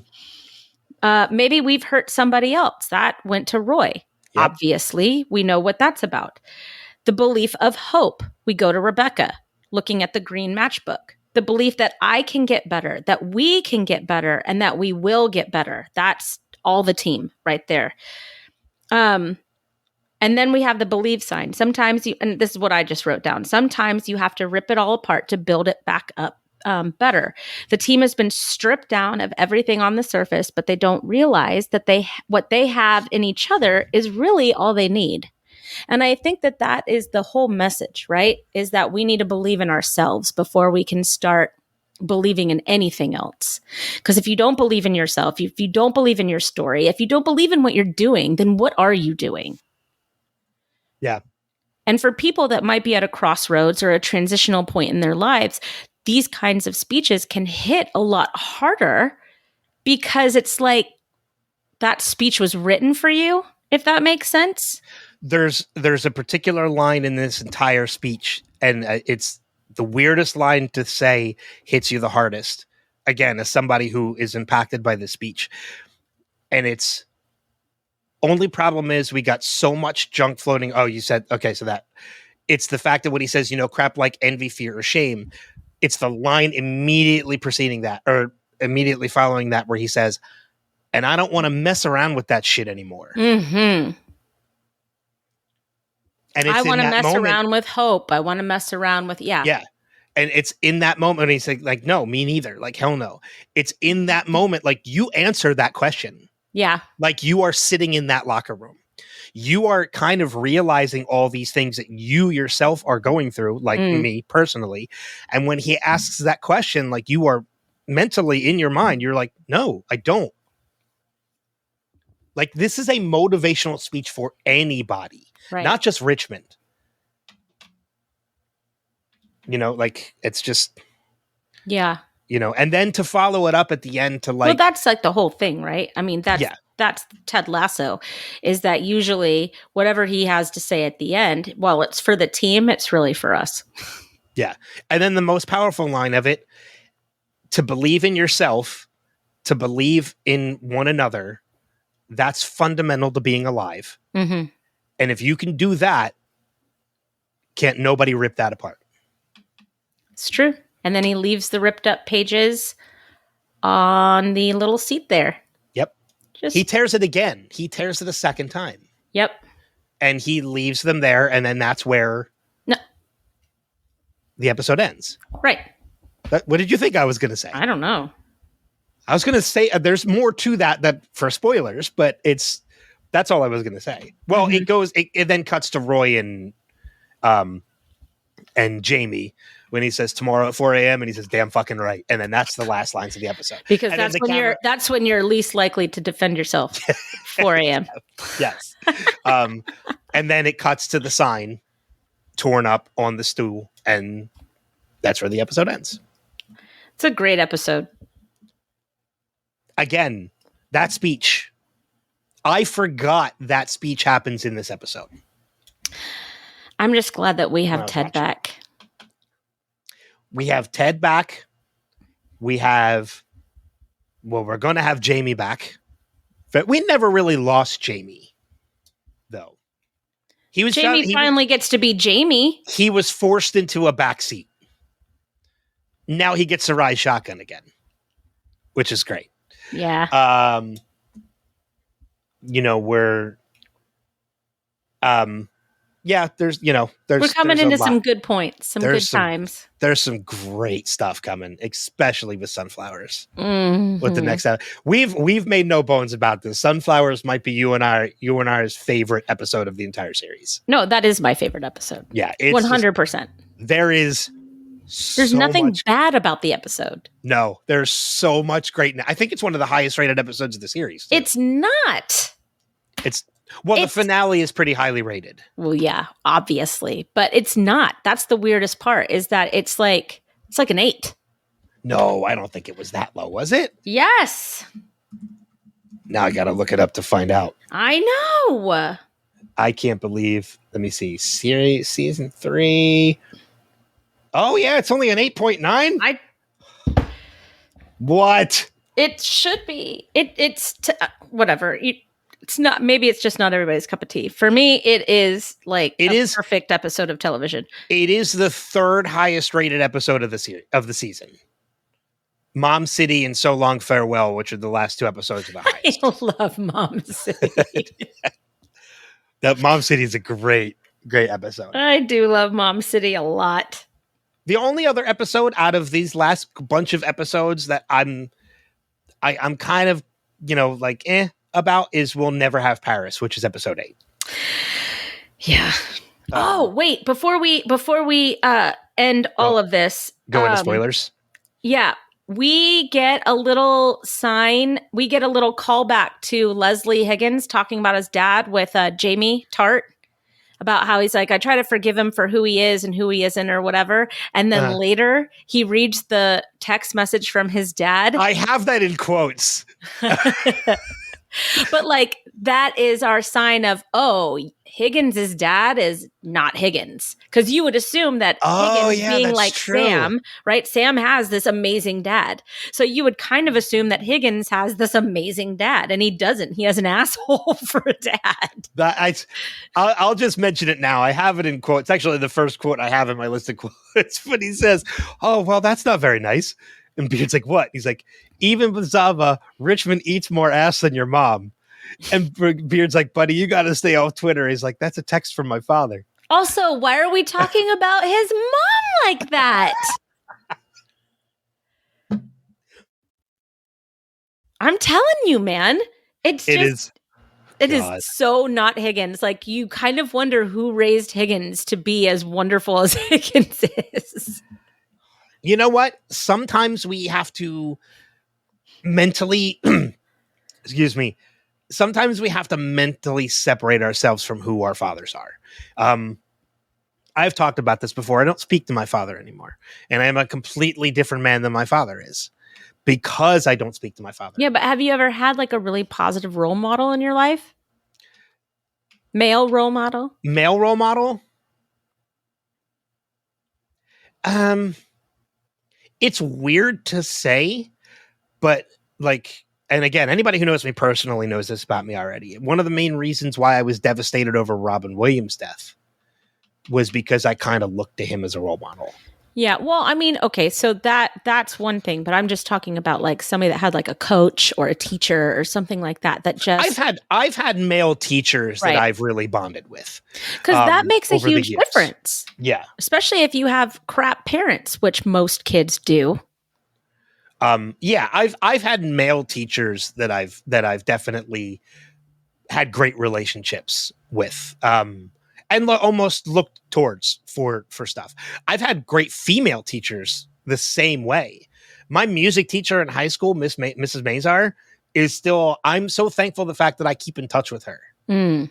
And again, I'm in my mid 40s. Like I still keep in touch with her because she impacted my life so much. Right. Right. You know, and I still love the fact that I keep a relationship with her even after all this time. Mm-hmm. You know, so I've definitely had people who've impacted my life. Sadly, one of them was not my father. Right. You know. Yeah. So, but that's because my father is, you know, not to go into too much details, but was not a faithful person to either of his wives, including one he's still married to. You know, continues to choose when it comes to life things with like, you know, when it comes to choosing a side between him or his children, he chooses her every time. You know, there's a lot of stuff there that I am, but again, everybody who knows me and knows my father also knows that I'm a better person because I do not keep a relationship with my father. Yeah, and that's okay. Anyway, so that's Leslie Higgins, the little Higgins kernel that I had. And I will end with this. I cannot wait to talk about Higgins next week. Higgins next week. Yeah. Higgins and Will next week. Higgins and Will next week it's one of my favorite parts of that episode. You know what? I love this episode so much. I might hang up with you and go downstairs and watch it. Yeah. For research. For research. Yeah. I'm not going to lie. It'll probably be an episode I watch 3 or 4 times before we record. Yeah. Starting tonight. I have to watch it. I have to watch a movie before I go to a screening tomorrow. So, I probably not, but maybe tomorrow when I get home from the screening. Poop on you. All right. But for anybody listening who wants to avoid spoilers, we're going to go into a little bit of spoiler conversation. So just check the show notes to find out when you can come back into the conversation for favorite quotes and feedback and recommendations. That said, I'm going to throw out a quick one. Yeah. For spoilers, the fan yelling at McAdoo and yelling at the team. Yeah. He is going to play a pretty important role. Yeah. In coming up in a few episodes. Yeah. The yelling that he's doing to the team right now, he's going to cross a line. Very major league. And McAdoo's going to have some things to say about it. I'm excited. Yeah. I think that's episode. It's coming. I think it's episode 10. I think so. It's episode 9. The locker room follies. Colin and Isaac's friendship is tested. So it's definitely episode 9. Another great episode too, by the way. But yeah, it was fun seeing that fan now because I'm like, ooh, that guy's going to get himself into some trouble. You're going to get it. What's something you've got for spoilers? So I think that this is the episode where Ted realizes it's time to go home. I do too. I think that's his moment of clarity. Yep. I was thinking the same thing watching this. I'm like, ooh, I'll bet you this is when the idea of going home is starting to hit Ted. Yep. He is missing Henry's life. And Michelle's doing a shit job letting him go to the park after being a bully. And there's nothing he can do about it. Like there is nothing he can do. That feeling of being helpless, that's my biggest fear in life, of being helpless. Of knowing there's something happening, but there's nothing you can do about it. And that's what Ted's feeling right now. Yeah. Yeah. 100%. So when he says he's okay, and he's counting and he's, doing his emotional regulation to get out of the panic attack, I think that he comes out of that and he knows the answer. Yeah, I could see that. I could see it. It's not until Mom City that it's very clear that's the answer, because his mom kind of helps him put, like, when his mom tells him, like, your son misses you. And he's like, you don't think I know that? Like, that's the final nail in the coffin. His mom sucks. Yeah, but you know what? The whole conversation with him, and I know we're getting ahead of ourselves, but the whole conversation with his mom, where he's like, you know what? Thank you. Thank you for this and thank you for that. And fuck you. We very rarely ever hear Ted curse. Especially to his mama. To his mom. But don't do that. He tells his mom, fuck you, quite a few times in that conversation. Well, I think it was coming. I do too.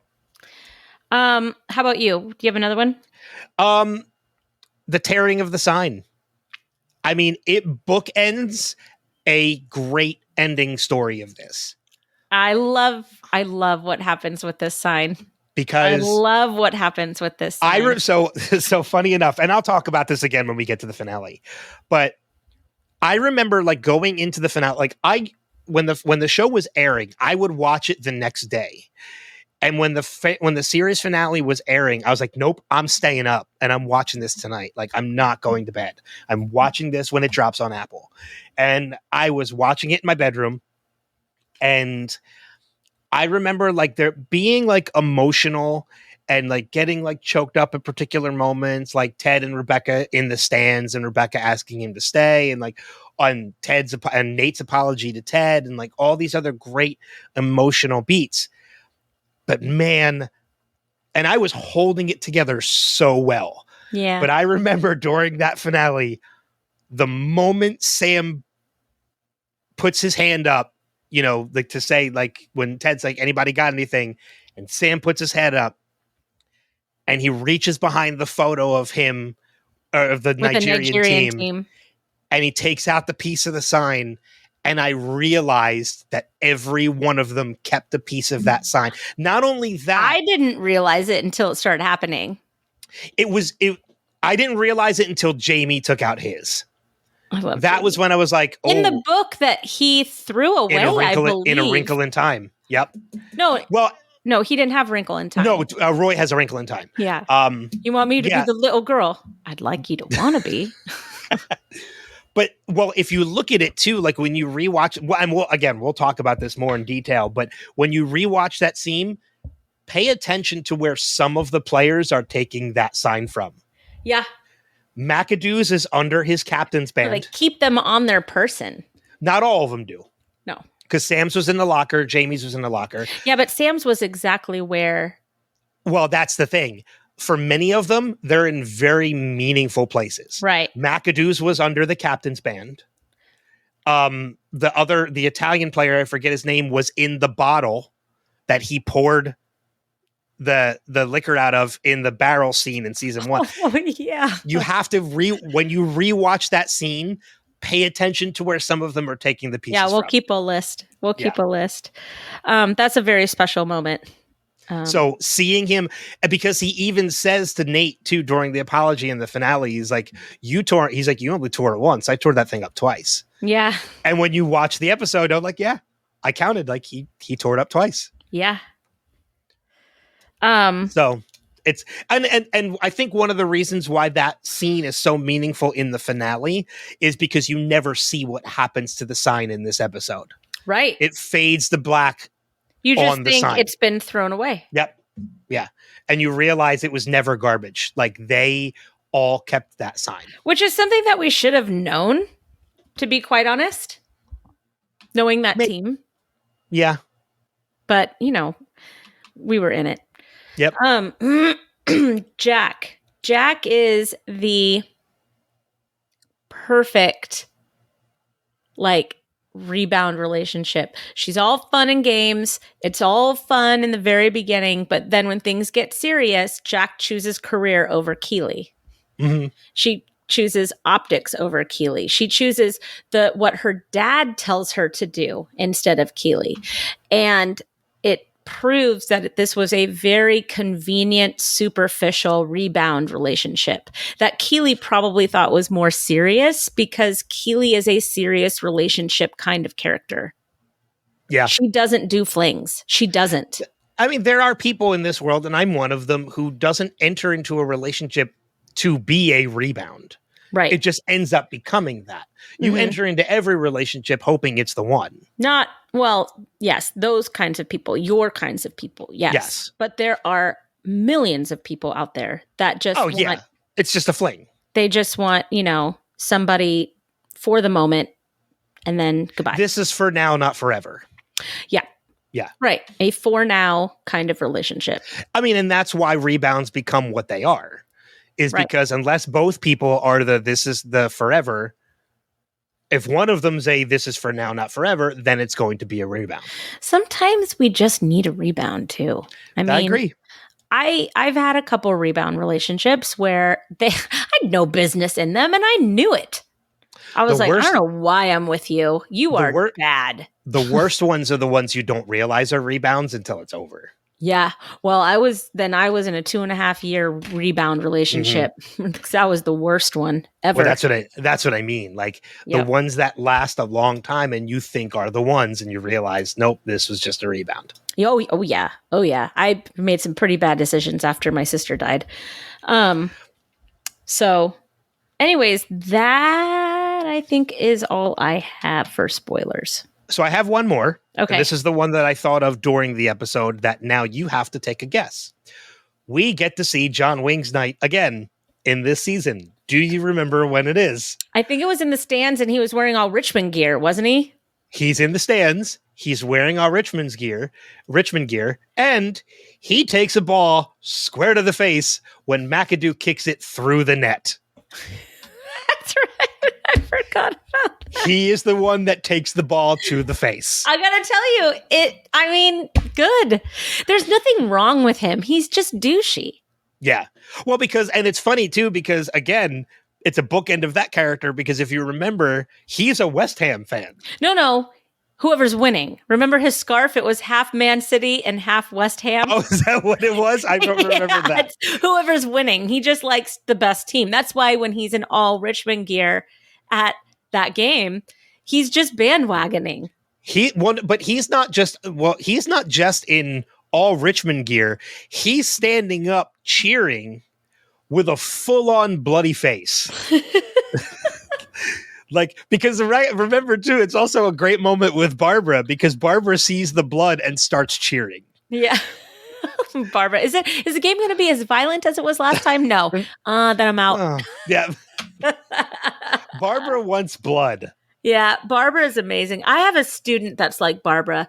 Very, very technical, very very pedantic, very within the confines of what needs to be done, and excels greatly at those confines, but is out for blood. We play a game when we're not in class, and this student is out for blood, wants to hurt people, and is very open about it, right? So it's really funny to me because I see a lot of that student in Barbara, which makes me love Barbara even more because I love that student. And I'm not going to tell you if it's boy or girl. Okay, that's fair enough. Because I know I have students that are searching for my podcasts. And I'm like, maybe I've made it so that you can't find them. Yeah, so that's all I have for spoilers too. So you have nothing else? No, okay. Nothing else. All right, perfect. Then we will welcome back everybody else into it, and let's dive into some favorite quotes, in which I definitely have a couple from this episode. I'm just going to kick it off with my Barbara quote. My favorite Barbara quote is after Keely fires Shandy, Barbara and Keely are standing together, and Barbara goes, "Well, I'm not going to say it." And Keely's like, "No, but you're going to think it." And she's like, "Yes, often, and sometime, and forever." I know. I feel like Barbara and Keely got through some of their awkwardness also in this episode. Yeah. Well, I love too that when she's going to fire Keely, like Barbara wants to be there for the whole, because she's like a shark in the water waiting for chum. Like she's waiting for it. And then even after she makes Barbara leave and she calls Keely in, right before she tints the window, Barbara's just sitting there like one eye peeking I know. into the office. And it's great. I love it.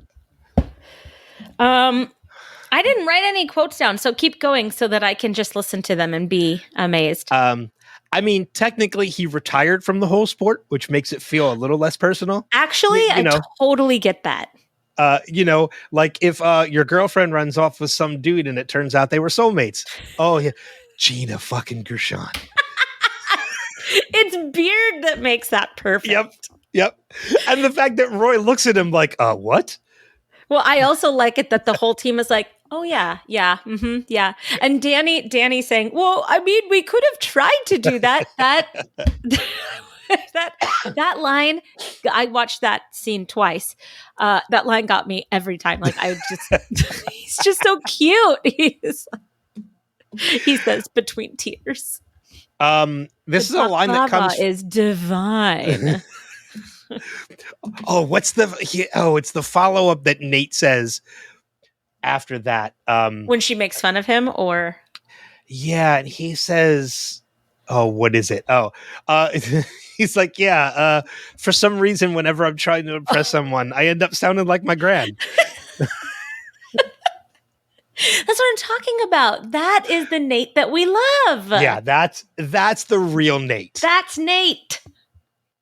Yeah, finally we get to like Nate again. It's about effing time. A line that comes from Jack that I think hits. It's not funny or anything, but she's the one that says the worst people often think they're the best. And there's so much truth to that. Yeah, she's one of them.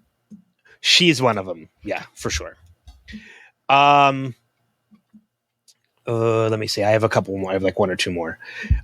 When Ted says that when Henry got bullied at school, and Beard's like, if we leave right now, we can take the connecting flight through Paris. We could be in Kansas City by noon, and that punk's house will be in ashes by 12:30. I love it. The fact that he's ready to step up and burn the house down. And then the only other one I have too is another Beard quote. He says, "Man City, I can't believe our white whale has the same name as a strip club where I danced in college." There's like so much that I just want. I want a cut scene. I want, like, was it with the hula hoop? Was it not? Like, I love Beard so much. I do too. I do love Beard. But I think that's all I have for some of the quotes that I saved from this episode. Yeah, well, we said a lot too. Like, Higgins was fantastic. To eat more ass than your mom. From my father. It's a text from my father. You got to back off Twitter. This is a text from my father.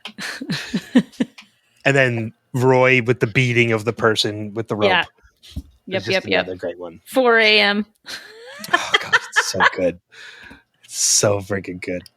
All right. So then I guess if we're finished with quotes, we can move on to our listener feedback for the episode. We have a couple voicemails and one comment from our friend Megan Divey Lehman on Facebook. And she says, everyone may despise Shandy, but I've got to say, leaving a sheep in the workplace after you've been fired is a bloody brilliant prank. I'm not going to say you're wrong. it's a good prank. I wouldn't want it done to me. Maybe if you had a bad employer. She was a bad employee. Oh, God, yeah. Like the last principal that I worked for, I would do that to her office and I would smile at the thought of it happening. I have pranked bosses I've had, but nothing that would ever get me fired or in for like retribution. Oh yeah, I would definitely want retribution. I've done it for fun. Yeah, that last principal is not fun. That last principal deserves the sheep. Oh, I remember stories you've told me. Yeah. Yeah, those stories didn't get better. No. Like after I left, I kept hearing stories, and oh really? That I just heard another story like yesterday. It just none of it got better. I'll tell you a quick prank I did to one of my bosses before. I worked at a job where the boss didn't have an office. She was sitting. Her desk was with the rest of us. It was at like the top of the room, but everybody was in desks like in a room. So I remember getting there early one morning, and we didn't keep our computers locked. We didn't have passwords or anything like that because there was nothing nothing that would need to be passworded. And I remember getting there early, going to her computer, opening her computer, and I took a screenshot of her desktop and then moved all of her icons into a hidden folder and changed the background of her computer to the photo I took of the desktop. So it looked like her desktop with all the icons on it. But when you clicked on it, nothing happened. Oh, that's so awesome. Because you're just clicking on a picture. There's no icon actually there. It was just a screenshot of her desktop. And she could not figure out for the life of her why she couldn't access any of her icons. She couldn't access any programs. And everybody in the room knew I did it except for her, which was the best part. Because everybody's trying to hold back laughter as to why it was they couldn't do it. I love that. You guys listening at home can have that one. All right, let's go into some of our voicemails for this episode. And we're going to kick things off with Jason, who left us feedback for Signs. Hi, Ben and Kristin. This is Jason in San Jose providing feedback for the Ted Lasso episode Signs. Firstly, I'd like to say welcome back. I've missed listening to you guys. I, too, had taken quite a bit of time off recording my podcast as well as feedback. The first week of April, I got quite sick, and it has taken me about 6 weeks to get over both the cough and ear congestion, and I'm finally back to recording. During that amount of time, I was wondering if I was going to be able to record feedback for this podcast, and I was grateful to hear that you were taking some time off as well. So it worked out okay for me. But yeah, finally back to recording.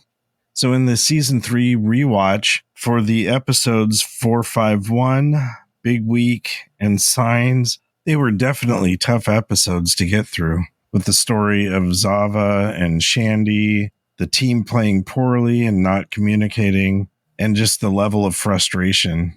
Right before feeling sick and starting to watch the episode 451, with the negativity that was starting in that one, I decided to shotgun my way through the next couple of episodes in order to get to Sunflowers, and I can't wait to get to that in this rewatch for the podcast. So although being a self-centered narcissist, I really did like the character of Zava, and I believe he was really necessary to help pull the team back together to where they need to be. And we're starting to see that here in the end of the episode Signs.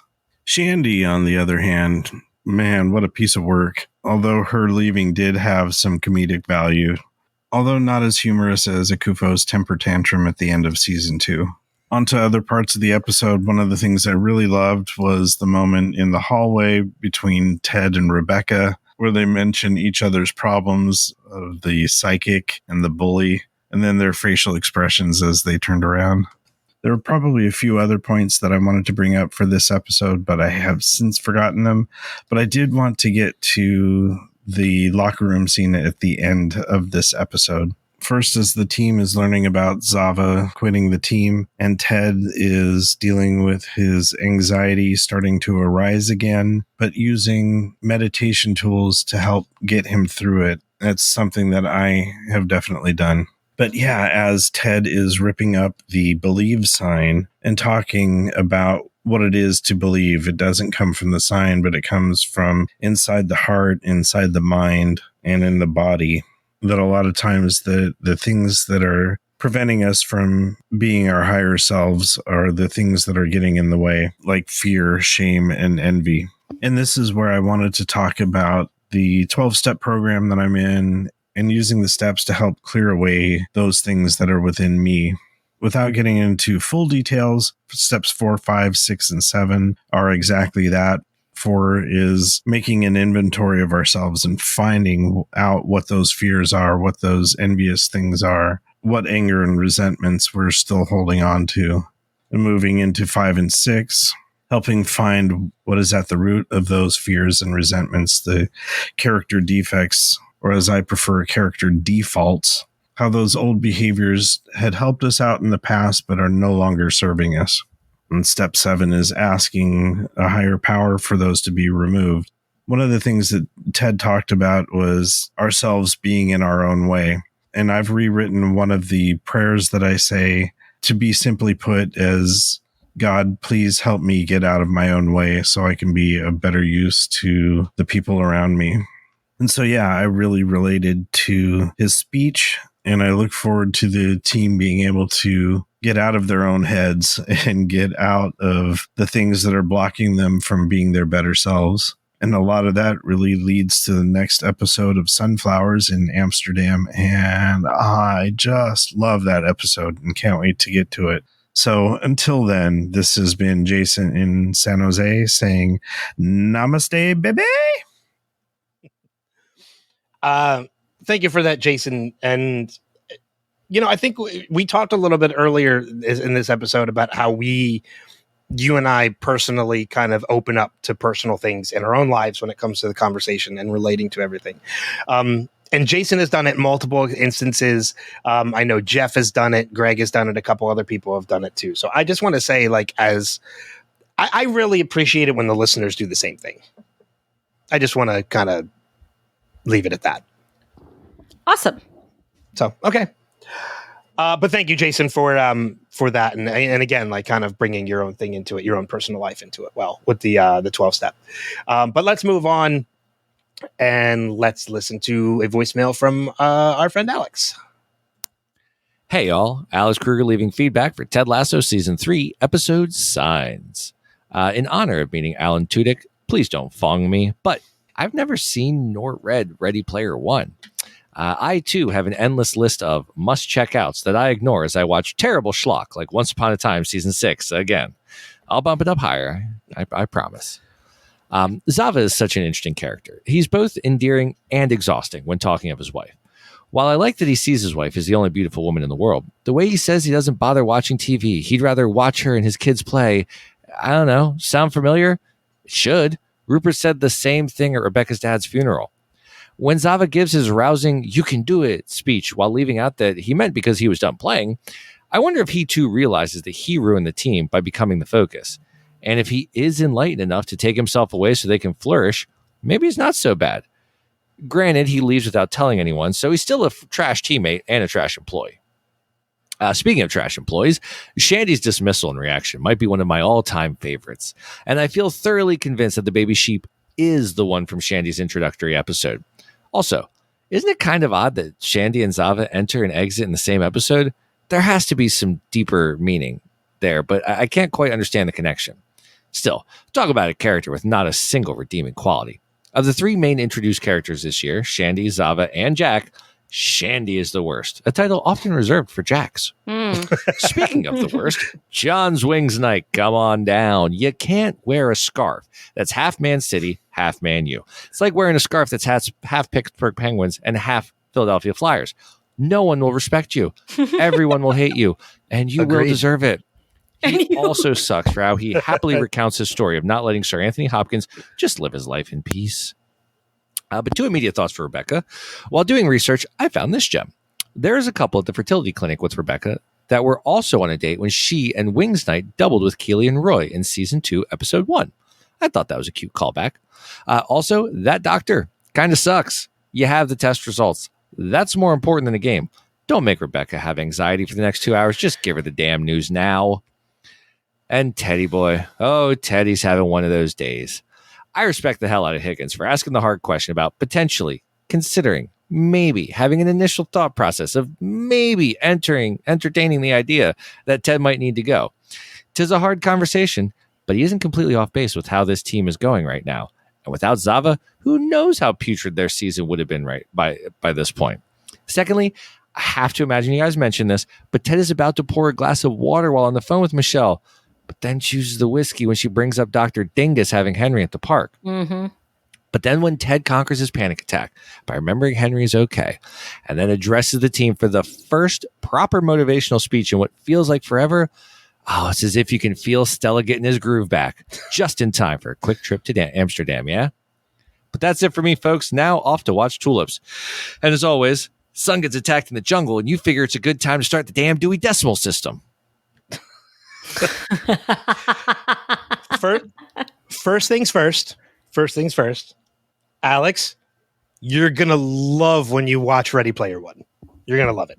Just read don't either. Okay, make a choice. No, read the book. Movie. No, read the book. Nope. I'm telling you right now, make a choice. If one is not the other and the other is not one.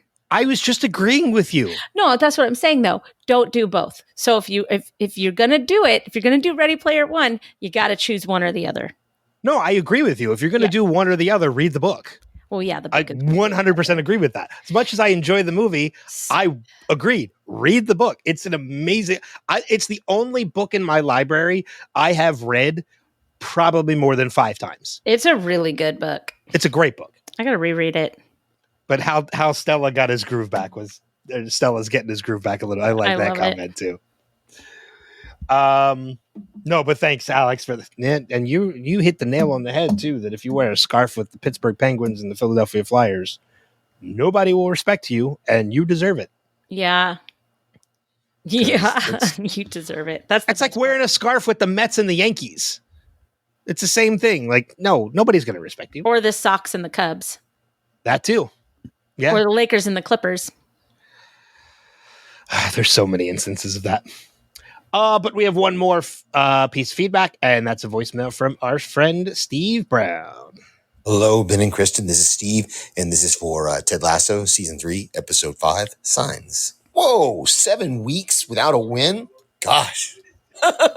This is a text from my father.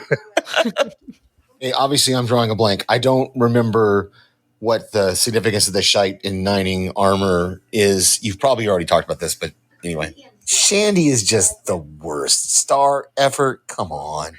Okay, I had to pause it because Beard just said that Man City was the name of the club he used to strip for when he was in college.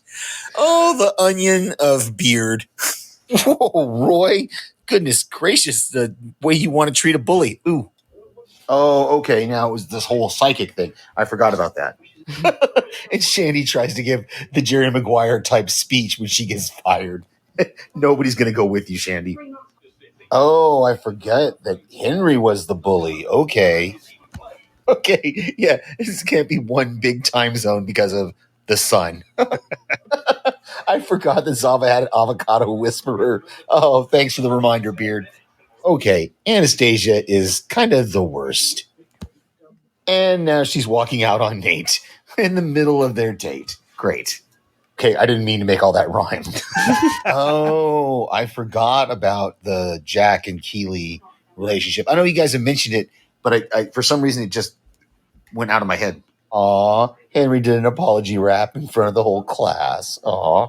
Shut up. Oh, almost a mic drop, but they just kept saying sign, not signs. Wow, great speech by Jason Sudeikis. Wow, that right there at the end, believe. Oh, great. Okay, on to next week. I like how you're like, shut up with the Henry rap. I know. Okay, it may all better. I'm trying to look it up because I know I've talked about it before, and it's an event I really want to go to, but every year, there's a lot of hints about Kansas City throughout Ted Lasso because that's where Jason Sudeikis is from. Are you talking about the big festival he does every year? The Big Slick every year that I've been invited to and I never had the opportunity to actually go. And I do want to attend at some point. Big Slick was actually this past weekend. And they were playing, it rained, but they went out and they were still doing the softball game in the rain, and they had a big like friendly feud game and everything. So if you Google Big Slick 2024, there's a lot of pictures and I'm sorry. No, it's this weekend. It's this weekend happening right now. Oh, not get in last the weekend. car. Well, we're recording it. It's like 1:00 on a Sunday afternoon. It's going to be over. Oh. By the time I get there. I wanted to see how much money they raised this year, and that's not going to be released for a little bit. So it doesn't make sense to look. But thank you, everybody, for the feedback that you left for this particular episode. As always, we encourage you guys to leave us feedback for this episode, next episode, or past episodes. Easiest way to do that is just visit our website, revisitedpod.com. There you'll find links on where to do everything. Or you can just email us directly, feedback@revisitedpod.com. Do it. Recommendations for the week. I know you said you've got one. Fall Guy. I haven't watched it yet, so it's fun, right? It's fun. Go in with it's fun. If you're looking for a story, it's real loose. Okay. There's so many holes in the story that at one point you have to just unlock it and know, all right, you know what? The story sucks, but the movie's fun. Okay. Ryan Gosling is perfect. Emily Blunt is perfect. It's on my list of shows to watch or of movies to watch. I've been rewatching Do you know who's in it? Hannah Waddingham. Yes, she is, I think, like a producer or a director. She is. Or an agent, somebody. Freaking tastic. No, but I've been rewatching the Bad Boys movies only because I have a screening of the new one coming out soon. So I rewatched the third one. I haven't seen the third one yet. I rewatched 1 and 2. My plan is to watch Bad Boys Ride or Die. Or no, Bad Boys for Life. My plan is to watch that tonight, and then I have a screening of Bad Boys Ride or Die tomorrow. I love the second Bad Boys movie. I rewatched it last night, and I forgot how fun that movie is. When he accidentally takes 2 tabs of ecstasy, it is one of the greatest movie subplots ever. That scene and the scene where Martin Lawrence's where the kid shows up to go out on a date with his daughter. Yeah. And Will Smith acts like the uncle that just got out of prison. Out of jail. Yeah. He's drinking like the Hennessy out of the bottle. And he looks 30. What are you, 30? They both said that. The line that got me so hard was right after Martin Lawrence asks him, like, are you still a virgin? Like, you better keep it that way. Will Smith leans into him and he's like, you ever fuck a man? You want to? I'm like, that is like, I forgot how good. But even like the end of that movie, like where they go to Cuba, like against orders, like, and everything is like, I'm hoping again, I need to watch the third one. I'm going to watch it tonight. I hope the third one's as good, and I hope the fourth one's fun. So I hope so too, because they're all significantly older now. Well, I did the math on it last night. Between 2 and Bad Boys for Life is 17 years. Wow. Well, because I think the plot of Bad Boys for Life is Martin Lawrence's character is getting ready to retire. So he wanted to retire for Bad Boys too. So he wasn't going to retire. He was going to get a new partner. Yeah. It's kind of like their Riggs and Murtaugh. Murtaugh, thank you. Yep. Yeah, they are the another Lethal Weapon. Yeah. So, as for a recommendation from me, I mean, I can continue to recommend Welcome to Wrexham, especially continuing on the football theme, because that show is just so good. But you know what?